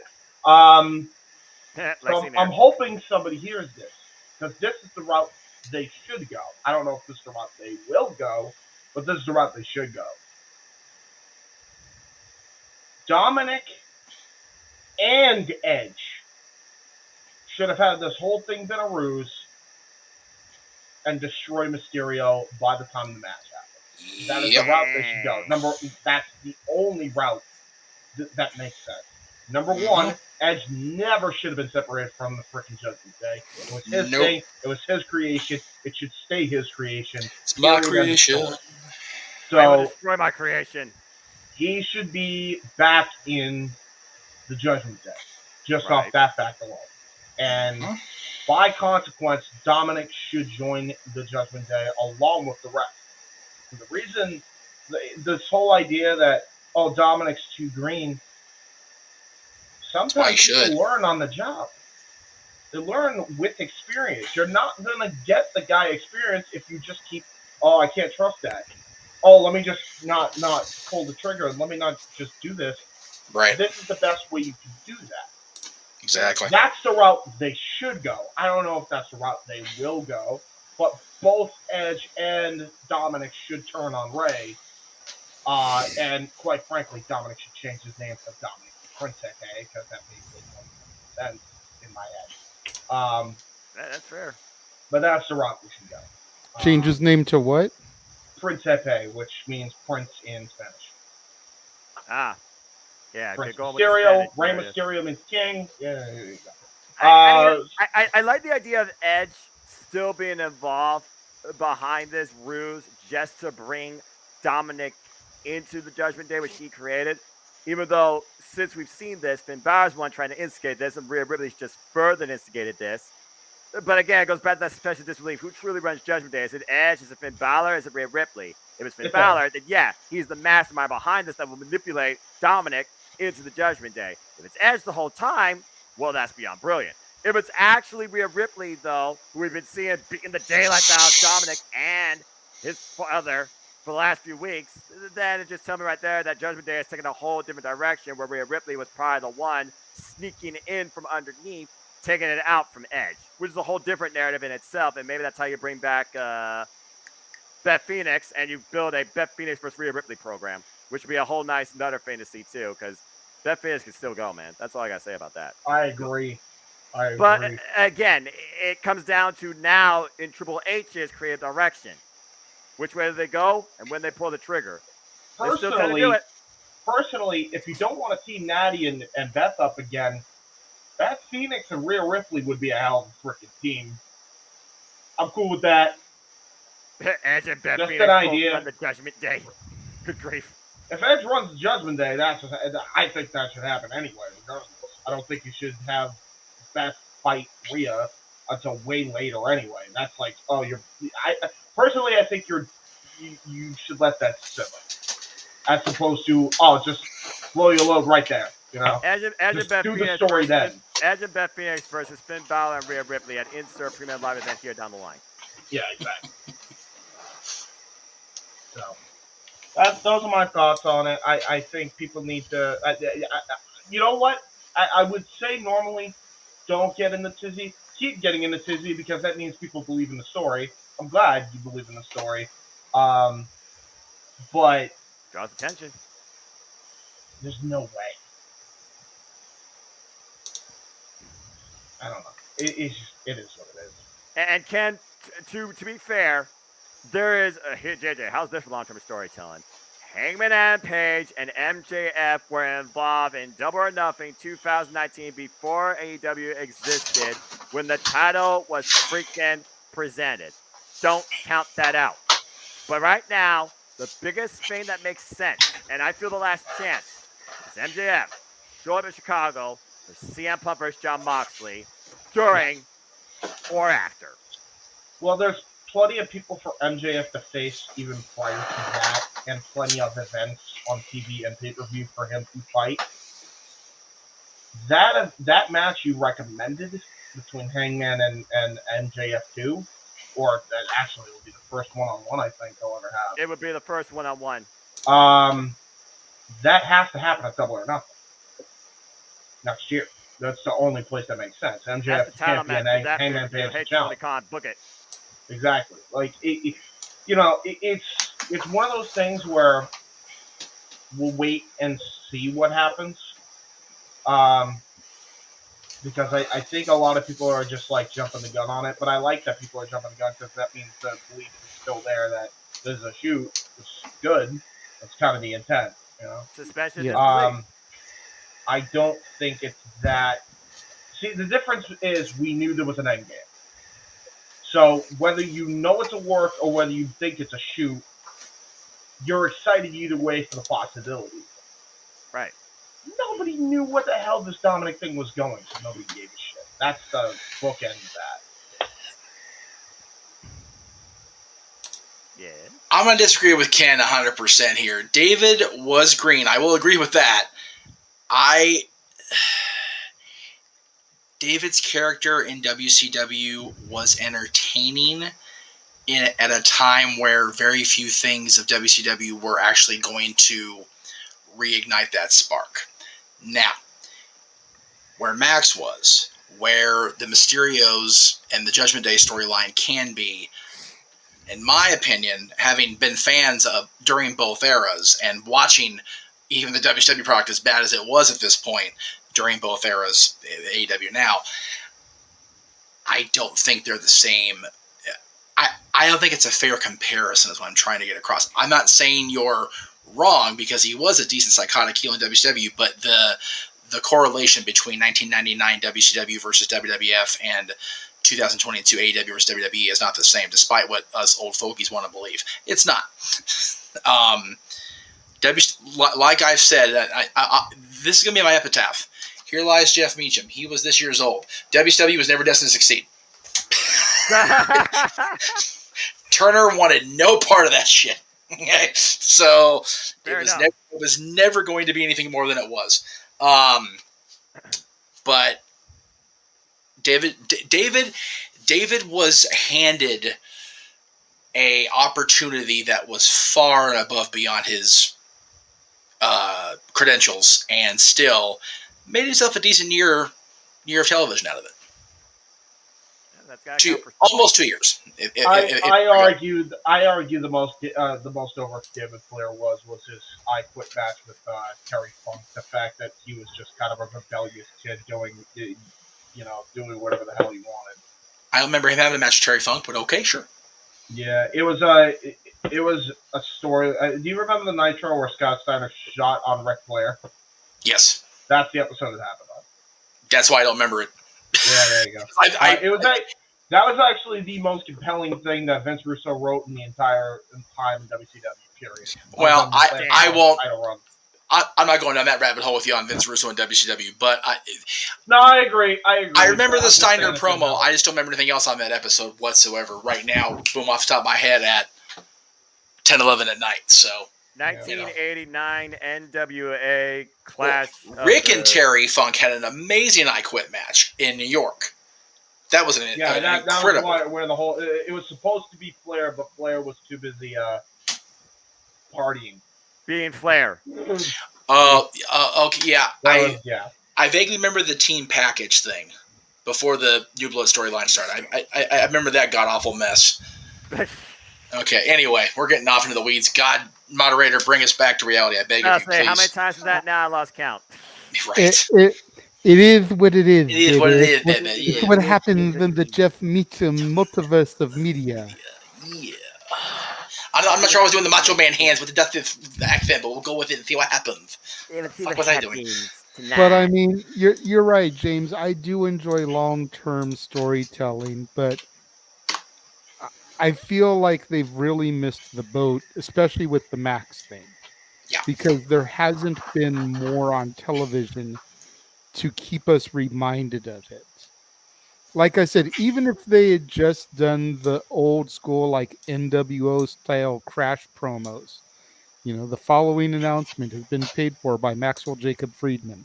Right. And make it seem like he bought the TV time to be able to shoot and say whatever it was he wanted to get off his chest. Yeah. That at least would have kept the angle moving, as opposed to crickets. To argue the point, would we not have been including right away? Then definitely a worker. Exactly. Suspension of disbelief. Not necessarily because he's buying the TV time. But the difference is, Jay, and again, I'm not. If I sound condescending, for the love of God, forgive me. 1996 fans thinking the NWO was actually buying that time, and Kevin Nash being able to convince the people at Turner, you can't put the NWO shirt as part of a set because we're not with you guys. It's different than the wrestling fan, the sports entertainment fan in 2021, 2022. Especially when hell everything's trying to be exposed by social media. Seriously, social media the NWO would never worked back then. No way. It would have been dead in the with water. this kind of shit. There's no friggin' way Dead it in the would have water. worked. Agreed. And here's another thing I want to point out. We have not heard a podcast pipe bomb style yet. Keep in mind when Punk Shoot walked out of the company, also radio silent from him until November, Thanksgiving that year. Yeah. Is when we finally heard Punk tell all. And he said exactly what he needed to say and held nothing back. Yep. We could still get that with Matt. That's the only way you should be able to do something like that. I guarantee if they do one extra thing to add to the story, that's probably the next thing upcoming. But to play off what you said earlier, though, how do we know who's in whose pocket? Exactly. What podcast is going to give him that platform that he'll actually take? I can think of one website that I know Max would probably do something like that with, but it'll never happen because of reasons I legitimately NDA. Order. Anyway. But it rhymes with OPU. Anyway. It could happen, but then we would know. And if we know, then everybody knows because nobody keep their damn mouth shut. About to say, just show up on 83 Weeks with Eric Bischoff.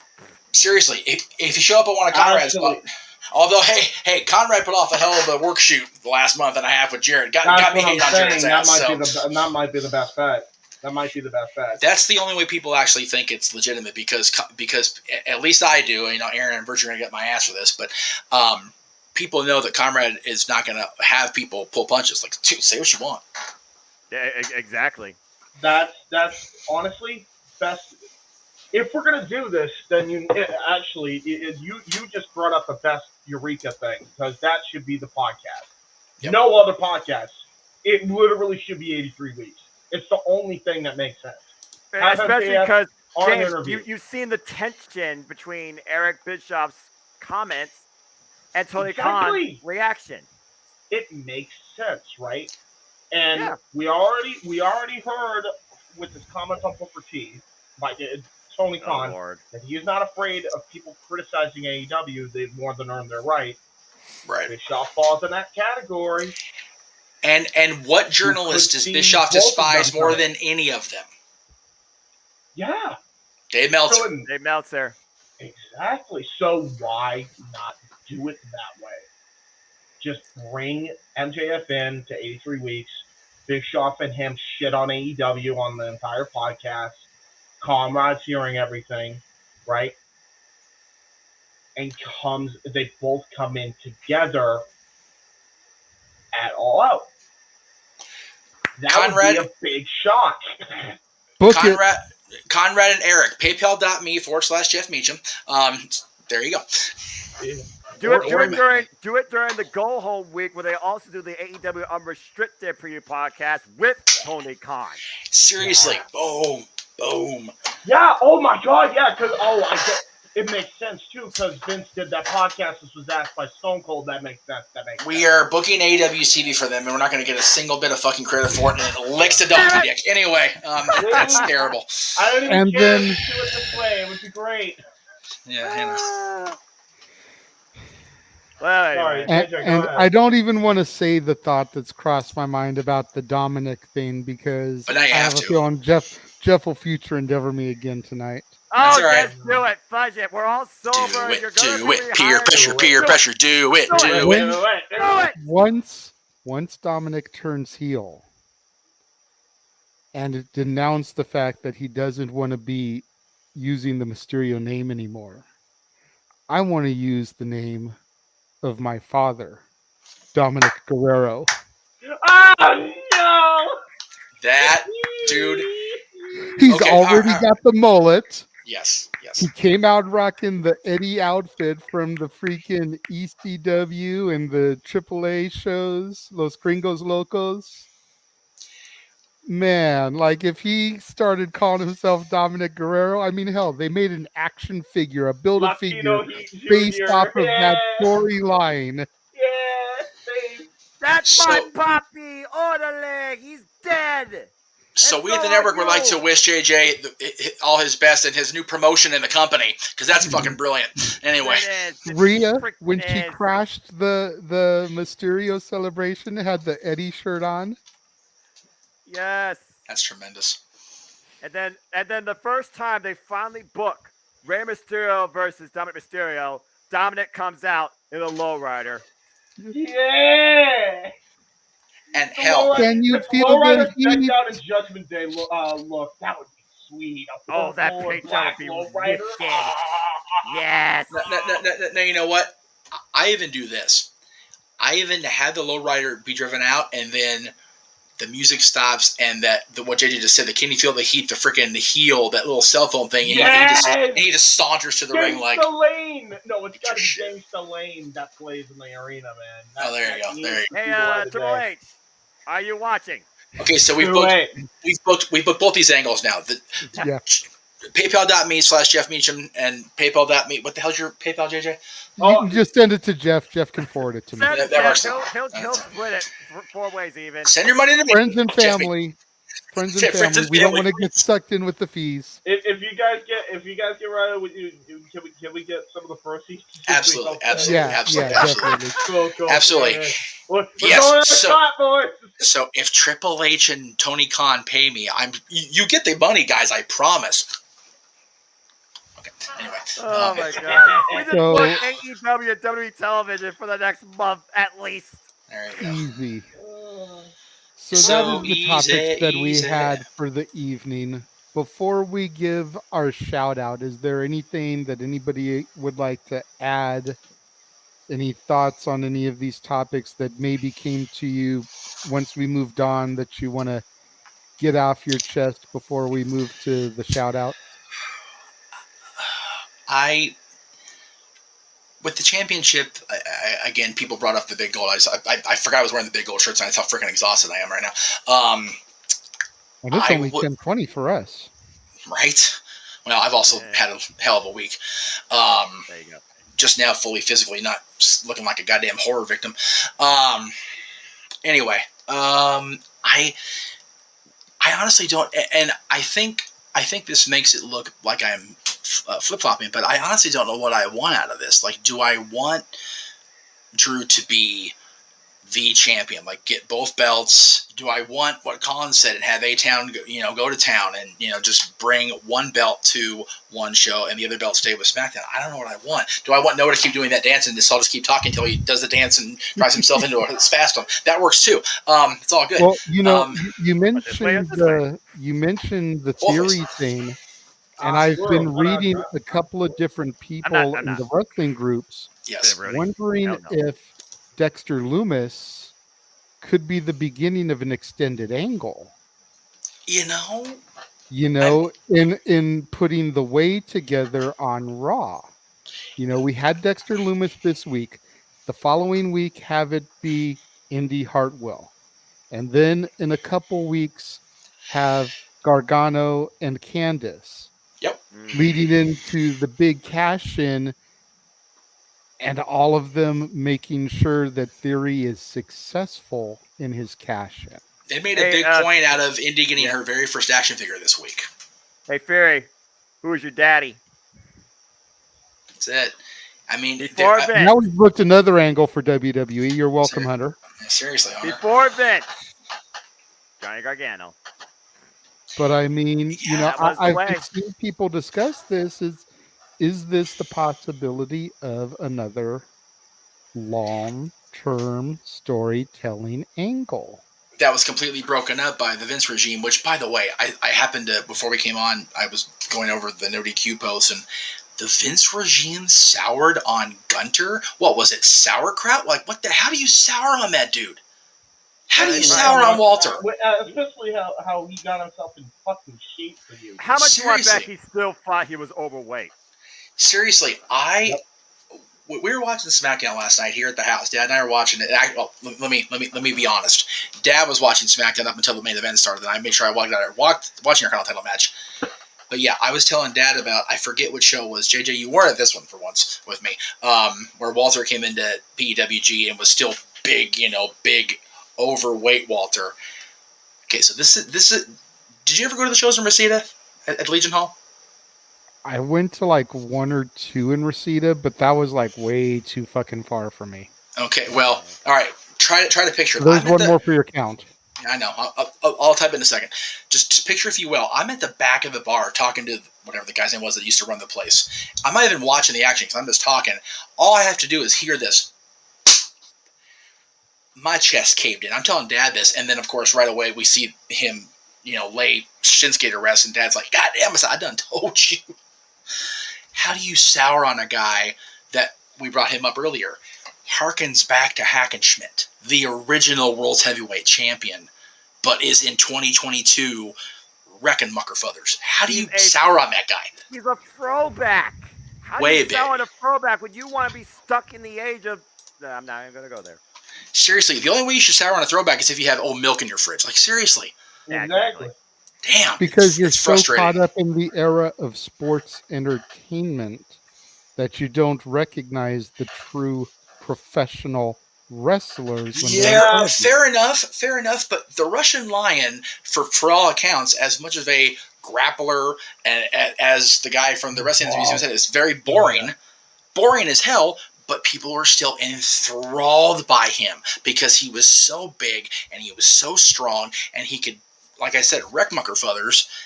Gunter's got that, and he's got the sports entertainment personality. And you know what the best part is, too? Hopefully this means a call up for Mr. Ilya Dragunov now, because even though he never lost the belt, I would love to see him and Ilya run it back one more time. Yes.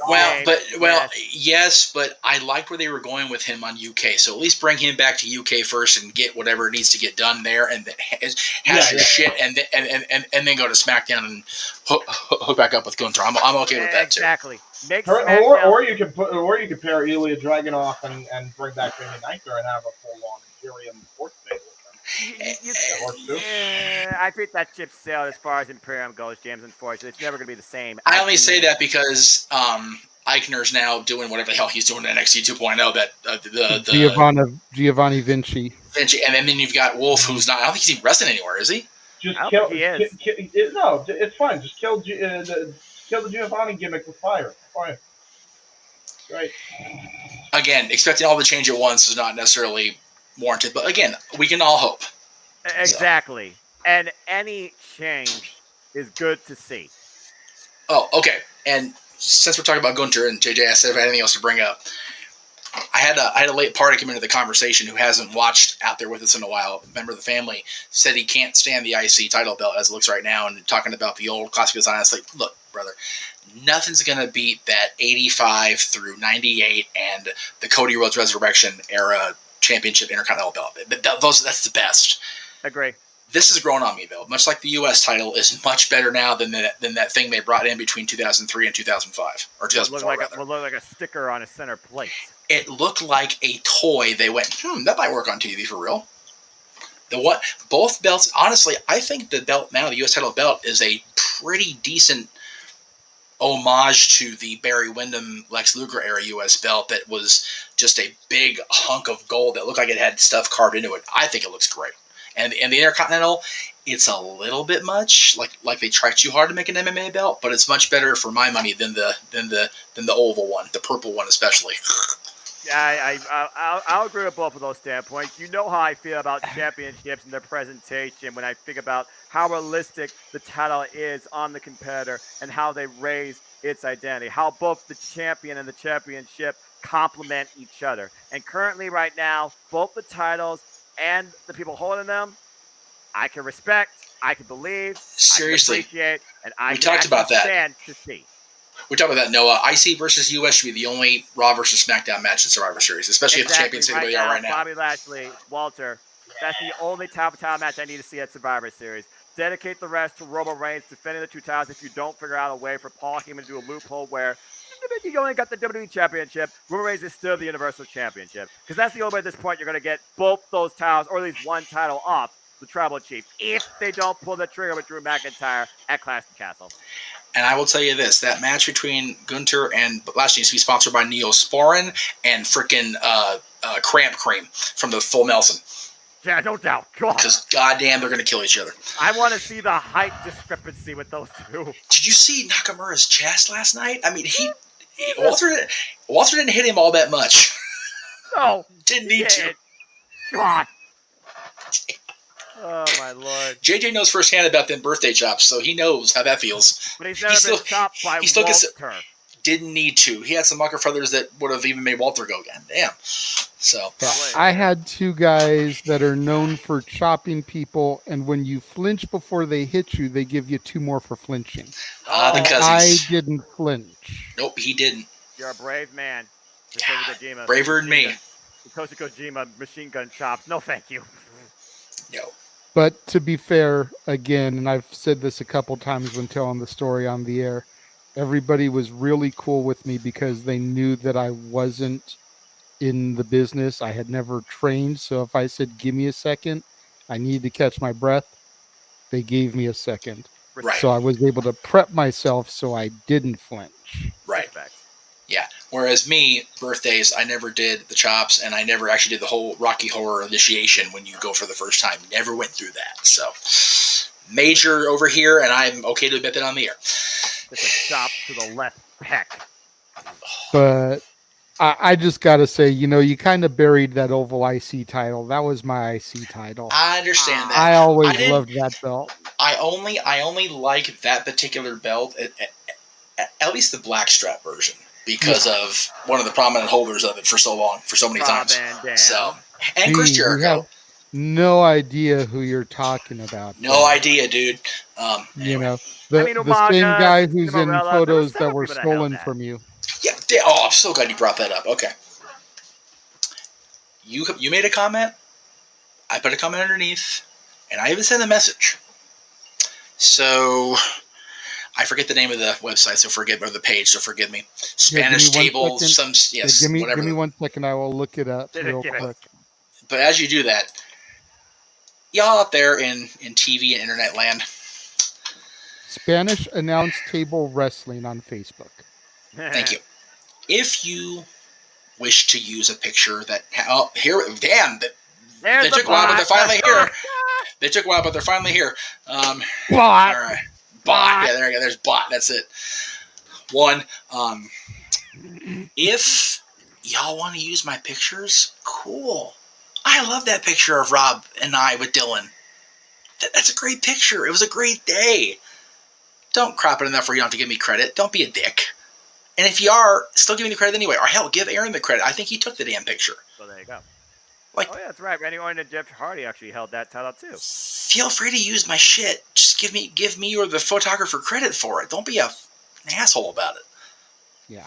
Don't be an asshole in general. Sure. And if you're gonna be an asshole about it, sure, at least message me on Facebook and say, no, I'm gonna still be an asshole about it, because now I'm calling you out on the air, and the name of it was again, Jay? Spanish Announce Table Wrestling. On Facebook, y'all suck. Sorry, Rob. I know you shared the post because it was about you commenting about everybody's favorite former head of talent relations and the boss, which, that's you and Johnny, your friends. Cool. I'm not going to begrudge you that shit. But, yeah, they stole the picture of you and I with the boy, and I'm not happy about it. So, all right. At least that ship has finally sailed. Arrivederci. Seriously, I still want to find out when the celebration is. I will be on the lead float, waving a baton. Actually, no. I'll be waving a skateboard just because I can. There you go. Are you Ah, going to be coordinated? Is the skateboard going to break up via impact of the wind? No, well, no, because You know it'll what? be no, because you know what? It'll be a dynamic skateboard. Ah, I so saw it'll that even be coffin more match. broken by the wind. Courtesy of Darby Allin. Yeah. First of all, who the hell makes a coffin match the curtain jerk match? I agree. Tony I'm for that, yes. But Cora Jade and NXT, take notes. That's how you use a skateboard in a match and not have it Jeff Jarrett. yes. Exactly. Even though he was a horseman, and Jeff admits it, Oh, the fact that the guitar basically shatters before it impacts, that was Cora's skateboard. Jeff Jarrett swung 100 guitars, never drew a dime, except that he did, and he swung more than 100, and he drew more than your ass. May you rest in peace, Mike Graham, you piece of shit. Anyway, poor Jay was lucky she had enough to bus fare back home. well, yeah, she couldn't take her skateboard with her. No, she couldn't. Son of a God, why would? Speaking of Cora Jade, I'm too pretty to be doing this Heatwave shit. What the hell? Tuesday. Yeah, yes, he Should waved. be a good show. Like a heat wave. We got Ron Jeff singing Breaker and Sunset. JD McDonough for the title. Another name change that Noah and James love so much. Yes, I'm sure. Jordan You got Devlin, damn Mandy it. Rose versus Zoe Stark for the women's title. You got Carmelo Hayes versus Giovanni Vinci for the North American title. Jay is disappointed that Hayes loses and finally gets the call up. What do you think? I don't know. Like, I thought that they had that moment a couple times with him, and they keep the belt on him. So Right? we'll have to see. The same thing could be said for Mandy Rose. North American Championship is the flip-flop title of not my NXT, and even was in my NXT. I mean, Toxic Attraction already lost the tag straps. If Mandy can lose the women's title to Zoe, which granted, I don't care for Zoe. She hasn't done anything to impress me.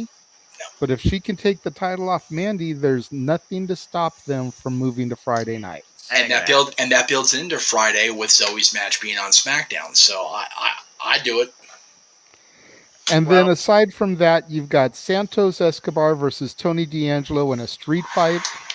If Escobar wins, the Phantasma is free from the D'Angelo family. And if D'Angelo wins, Escobar is banned from not Noah's NXT. Okay, so here's my question then. If Santos loses, does Santos go up without Joaquin, and his name isn't Joaquin in NXT, so forgive me, but DJZ and the other guy, or do they all go up? Because thank you, Raul Mendoza, thank you. Sorry, Raul, I apologize, but you always be DJ Zima Ion than me, brother. Not my. I only discovered that's who that was. Isn't that awful? Like, I just recently discovered that's who that was. It took me a minute too. I'm like, I know this dude. Why do I know this dude? I didn't even look because I wanted to try to figure it out. I'm like, okay, I can't figure it out. This is what happens when you go Mucker through father. NXT. Damn it. Right? So, because Tony said to Santos, they're doing fine without you. They still, So will we see a dynamic of Raul and what's the other dude's name? I don't know. It doesn't say on the card here. But Raul and the other guy, it's like, okay, do they turn on Santos and stay with the family? Be interesting to see. I think they see what Andrade and Rush are trying to do is like, you want help? They're going to try to do it. They want to. You're comparing those two and Dragon Lee to those NXT people? Yeah. That's Hell, I would enjoy it. Seeing how Noah gets so passionate about these things is just hilarious to me. Well, Noah's focused on the fact that we got 2 days of NWA 74 coming out, which wrestling as it should be, damn it. So I like Legado del Fantasma, actually. And plus, I do too. They were great in my NXT. You kidding me? I don't want to be rip off freaking Soprano Godfather Steve-rated family. That's why I'm saying bring them in. Bring them in to AEW and they can. Tony D'Angelo is no Don. Tony D'Angelo is a rip-off soprano that makes QT Marshall look more Italian. Damn. All right, Where's no Guido when we need him? That's it. Noah, when's your birthday? February 10th. Okay, so I got time. Cool. I'm going to make you a blazer for WrestleMania. I am calling, not my NXT. As you and JJ do commentary for it. And then last but not least, we've got Roxy versus Cora Jade. This one I'm actually intrigued by because I want to see where this goes, because Noah and I and James all loved Roxy in Ring of Honor. Do I think she should have remained with Ring of Honor? It really depends how this week and beyond goes. If she either wins this match decisively or has a really good showing and then gets sent toward the NXT Women's Championship picture, then she made the right move. If she gets lost in the 2.0 shuffle, I'm pissed as a Roxy fan that Roxanne is not going any farther. And Jeff, I will drink with you on that if that happens. God help my blood pressure with the rant that could come if they fuck up Roxanne Perez. Yep. That's another one. I'd just like to say for the record that we've had the highest count of F-bombs tonight on this show that we've had, and not one of them was from this guy to my left here. Not one. Right. Not a one tonight. You know why? I did have a couple. You You did? had a couple for fun, Oh, okay. but let's face it, Vince, not in WWE, has brought a whole different James Hebert. For real though. I'm not really. There's nothing to be pissed about, really. Exactly. It really is. He has lost his fucking fire when it comes to talking shit about the WWE. There's All right, nothing shit to talk about. They know where they are. Except for not our NXT. Damn it. So to review, since we were last on the air together, the four of us, I've conceded that Jarrett was a horseman. And James has said on the air there's nothing to shit about in WWE. That Vince is gone. So far. There is a Give few, it time. The end is here. The game is no. Actually, the game just started because he took over the company. Now it's time to play the game. When does Armageddon come back? Time to play the game. But in any event, Lord, I apologize for that. as I said, we've got Heatwave on Tuesday, which looks like it's going to be a good episode of NXT. Yes. Not Noah's NXT, but Yes. my NXT. Damn it. But you digress. I do digress. I have no idea where the count is on that one. I got no friggin' clue with that. I had no idea. I know Scatboy left. He was the one doing the count on that. Yeah. So before we get out of here, as we do, it's time to run around and do the plugs.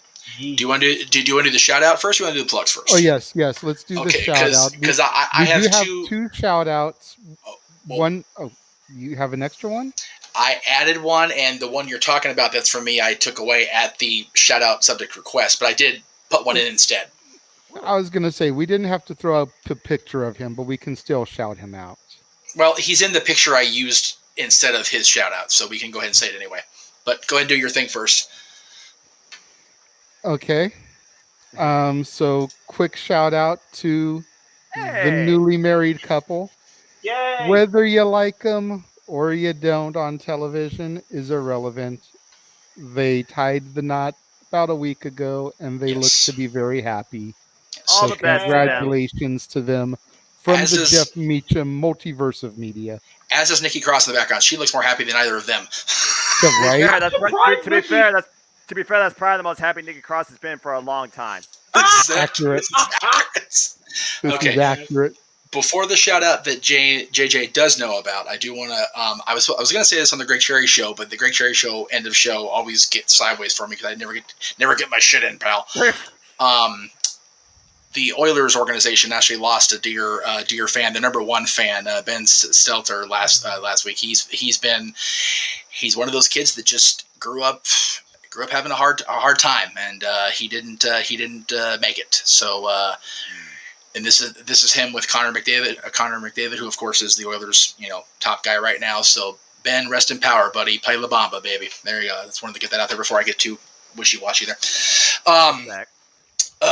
As far as the shout out we had planned for the next room, he did start high school this week, so I want to give a shout out to my boy Dylan. He's a freshman in high school, which officially means I hate that this logo is green because it feeds through the damn thing. It pisses me off. But he's wearing that green and gold.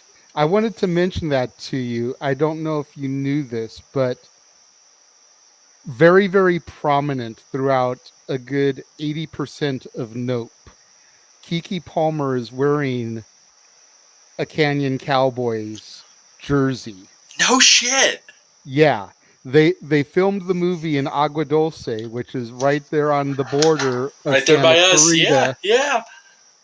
That's so hysterical. She's wearing a Canyon Cowboys the entire time. Like, I had to look it up to make sure, because I saw the C, I saw Canyon, I saw Cowboys. I'm like, okay, where's Agua Dulce? First of all, found out it is is right there. It's like the next exit up, man. So that has to be Jeff's school. So seriously, if no other reason for you to go see that movie now, just to see her character, which is one of the main leads, rocking that jersey for like a good, like I said, 70-80% of the movie. Yeah, you literally get on the freeway here by the house. The next exit, the 14, is the one at Agua Dulce.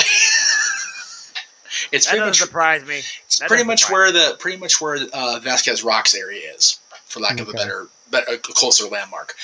But anyway, he started high school, but he's in the picture I am going to use because it's somebody's birthday today that is near and dear, at least to JJ and I. No one, James, not going to know who the hell she is because they've never been to a Kings game or never been anywhere near a hockey game. But our buddy RC has another birthday today, so happy birthday, RC. I actually spoke to her earlier on text, and we miss you, girl. And just to show how long we've seen her, this is the last pictures either of us have with her. So this is at least 8 or 9 years old, these pictures. So she's been out of LA for a minute, but we love you, girl. We miss you. We hope you had a great day. It's actually already tomorrow where you are. So we hope you had a wonderful rest of your birthday. So, all right.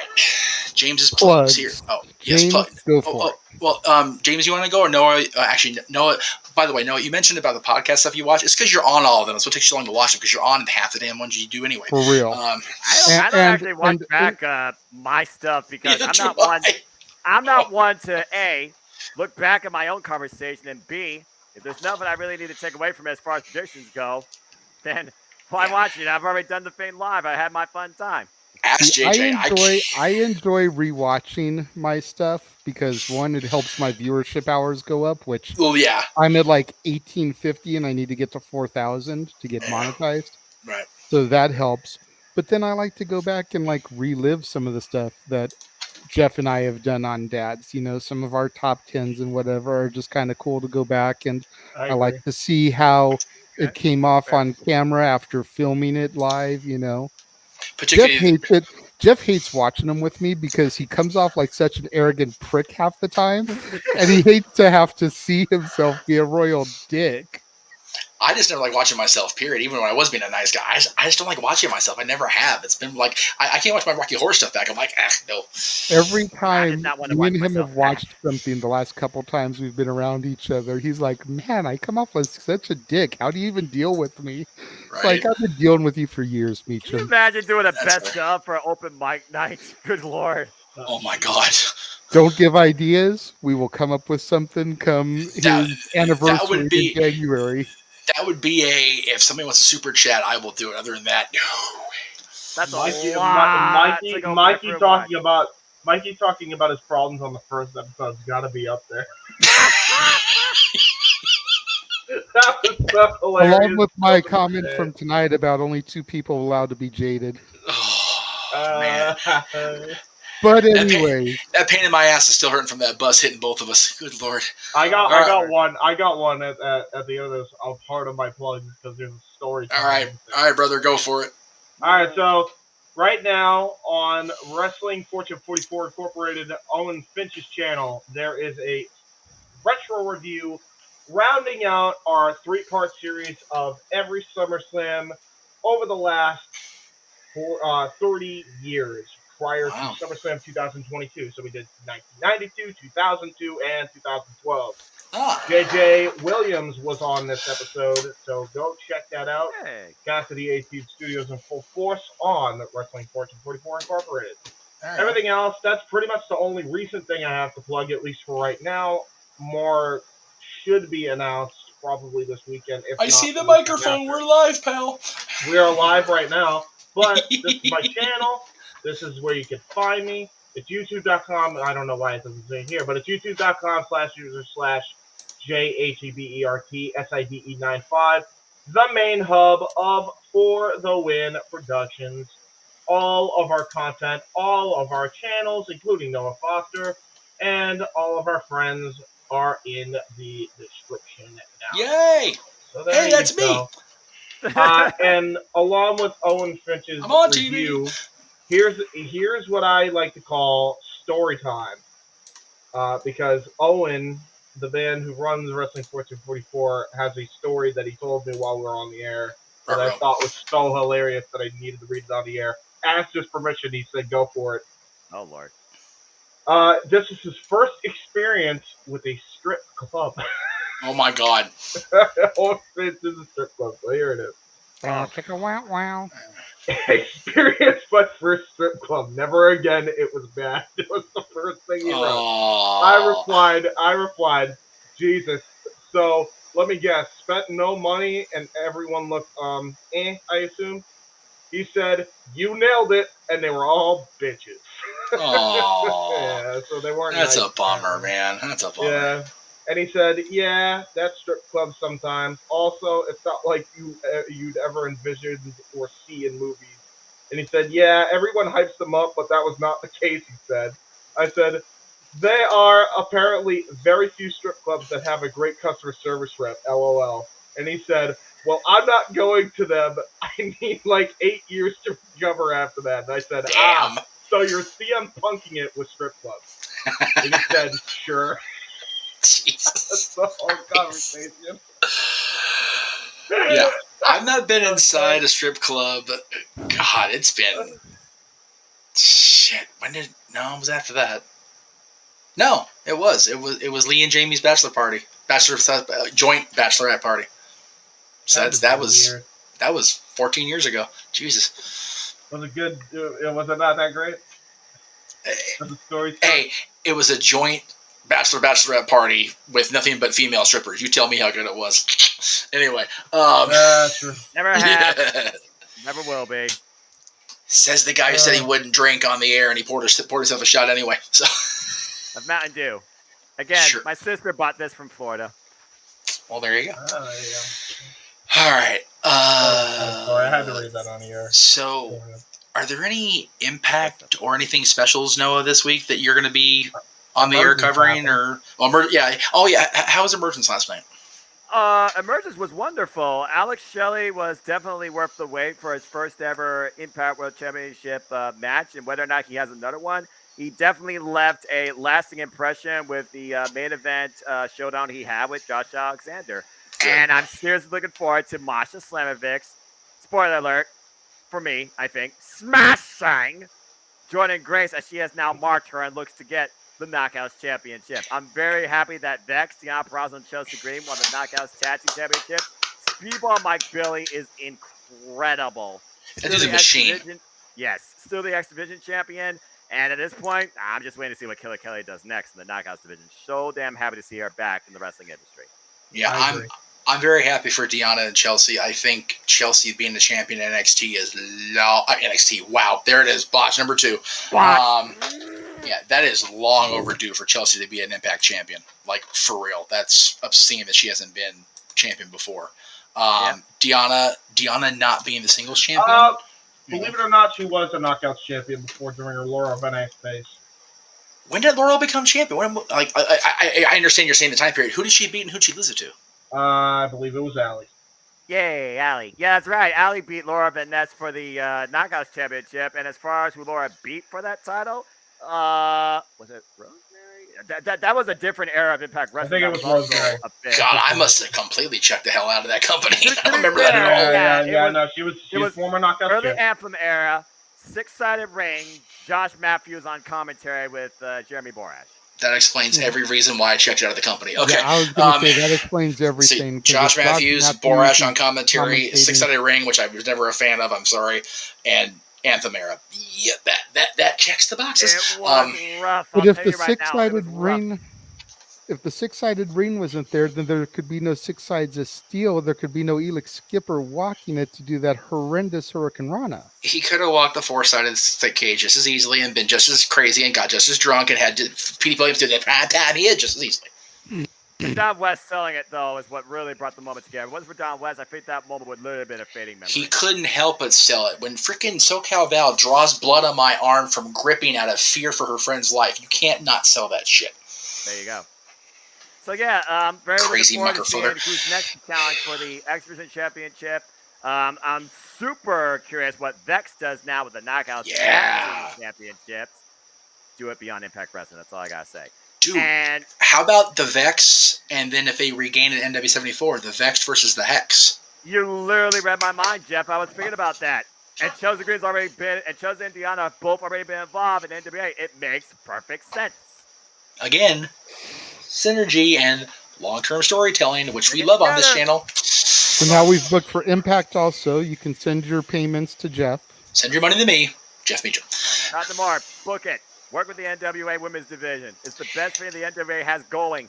Dude, I would sell. Well, actually, they're not really useful, so I wouldn't sell my left nut for an NW74 because I don't even know if they're worth anything anymore. But I would definitely love to work for the Billy Corgan NWA just because it's not an NWA I could necessarily want to wring somebody's neck about working, which would be a welcome experience.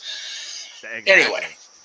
All right, so no, anything going on? I mean, of course, everybody here is going to be on NoDQ Review 200 at some point during the course of the 2 hours I'm sure we're going to be on, at least. Yeah, So I'm gonna do give or everything in my take. power. You're including me in that? Nah, no way. Dude, let me work on Davey Boy here for the next few days. Okay. Okay. Sure. And we're live. I did it on the air. I don't care. Fire me. I'm already fired. Woo! Whoa! Fire me! I'm already fired. Yeah. Also was a horseman. Anyway, but you know. Anyway, Chief Red all right. Callis said the same thing. Real people don't quit, they get fired. Don Callis. Don Callis would know all about that. Oh, yeah. He's Yes. gotten fired more times than freaking Owen's been at strip clubs. I don't know. All right. Oh wait, no, that's the opposite way. Never mind. Oh, God. Botch. The big That's bot. a big botch, yeah. Jesus. Okay. All right, JJ, you want to plug next? You want me to plug next? You go ahead and plug, and then I'll do it, and then we'll have Noah bring us home All because right, he's got sounds the great go home quotes. as he do. All right. So the next time you're going to see little old me on the screen is Monday, of course. Ask the Dads. It's our second of 3 Ask the Dads this month because we're alternating. By the way, JJ, the way the calendar worked out, we're going to have a back-to-back of all Ask the Dads here sometime before I think in either October or December. I'll have to go back and look again. Anyway, that's Monday. Tuesday, of course, the flagship baby, if you will. And you can't see the logos because the microphone's in the way because I botched that shizit. Anyway, that's Talk Wrestling, of course. Greg Cherry Show on Wednesdays, as we do. I'll be simulcasting NoDQ Review 200, as we all should, damn it, because we're all going to be up in that shit. Thursday night, however, is going to be fun. I just realized I can really screw this up because I'm going to be here, and I'm getting paid to be here.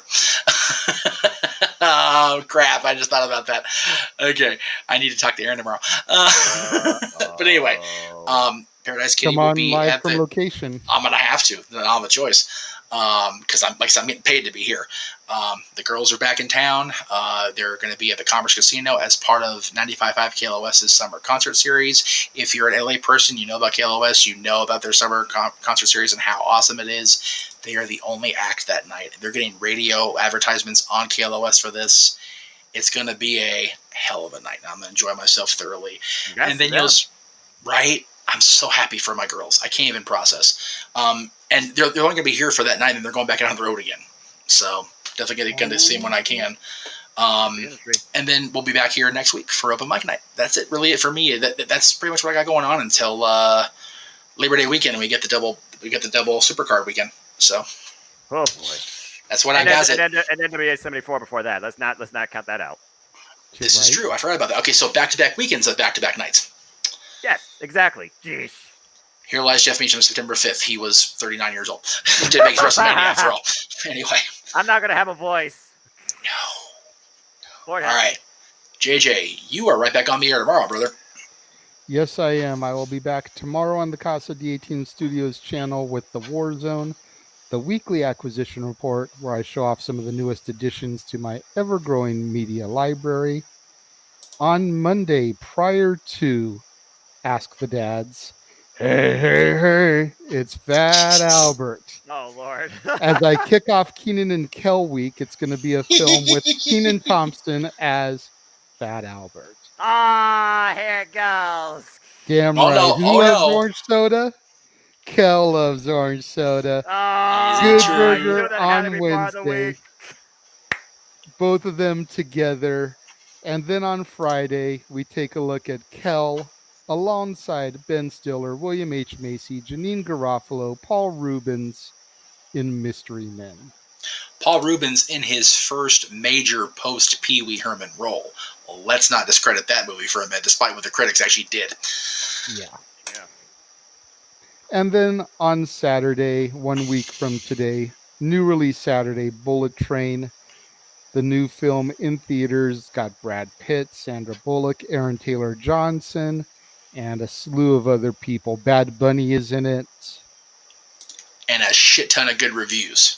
Yeah, I've heard nothing but good things. I can't wait to get to the theaters, hopefully Tuesday this week, so I can There you see go. it. There you go. Regal usually does $5 Tuesday, so I'm hoping to get Nice. to see that so that I can go ahead and get that canned.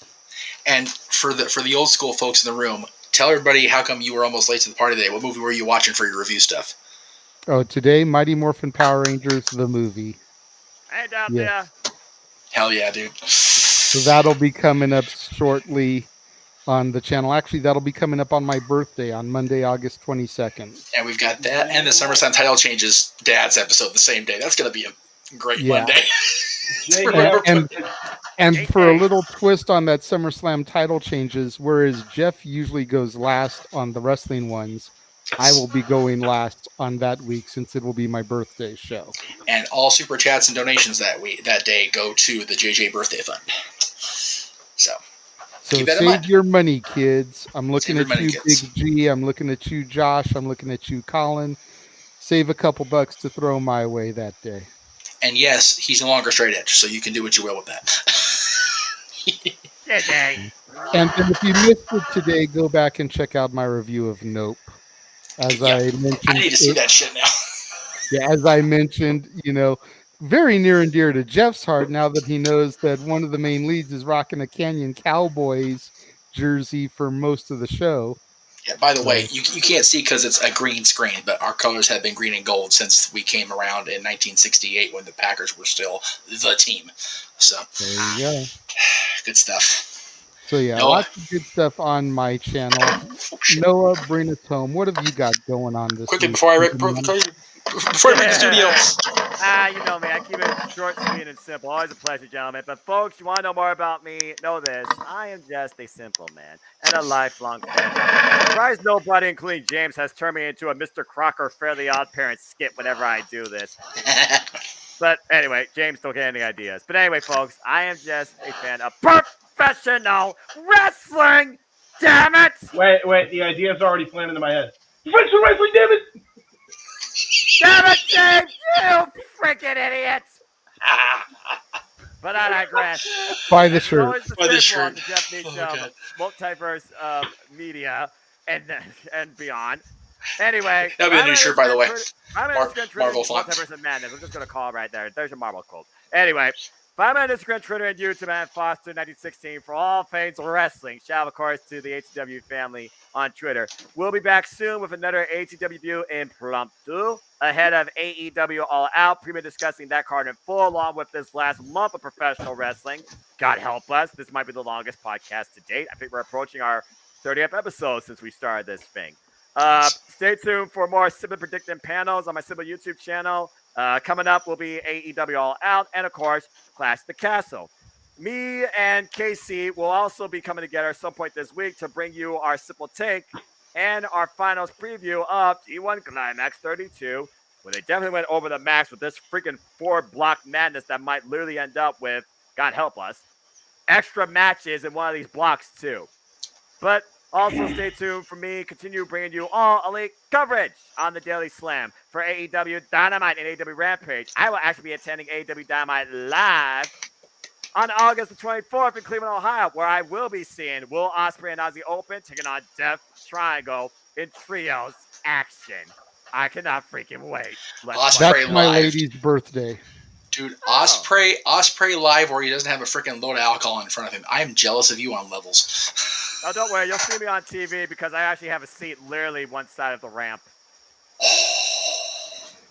Take a Oh, sign that. that says open mic night on the Jeff Meacham Network. Jeff Meacham Yeah. Network. Will Ospreay, AEW open mic views. night this weekend. You gotta make signs, bro. You gotta make I've signs. never, guys, I am just a simple fan. I've never made signs or promoted anything going to a Please. show.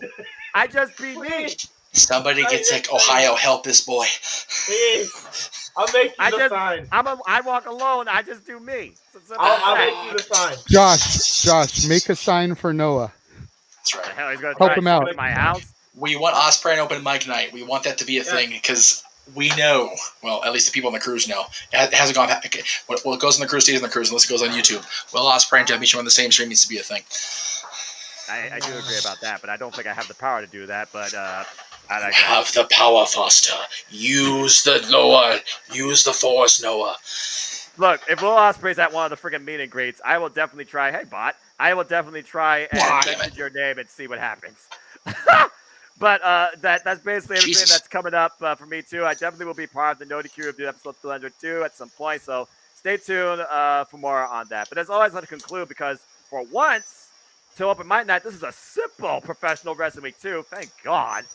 There are no winners, no losers, no bears. They're just fans with opinions for this passion we all share. At the end of the day, folks, support one another, respect each other, protect your mentality too.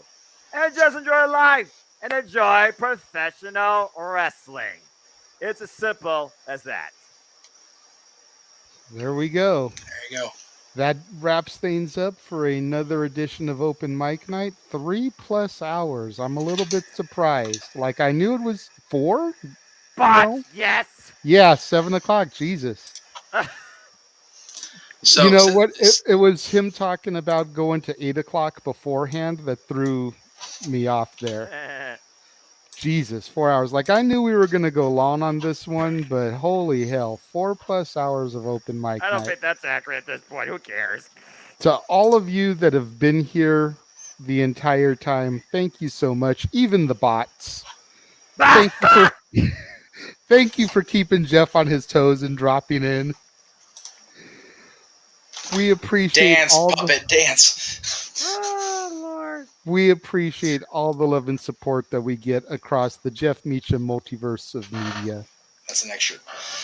For James Hebert, for the simple man Noah Foster, for the West Coast professor Jeff motherfucking Meacham. Damn it. I am the renegade, JJ Williams. Thank you for tuning in to Open Mic Night, and we will see you guys next week.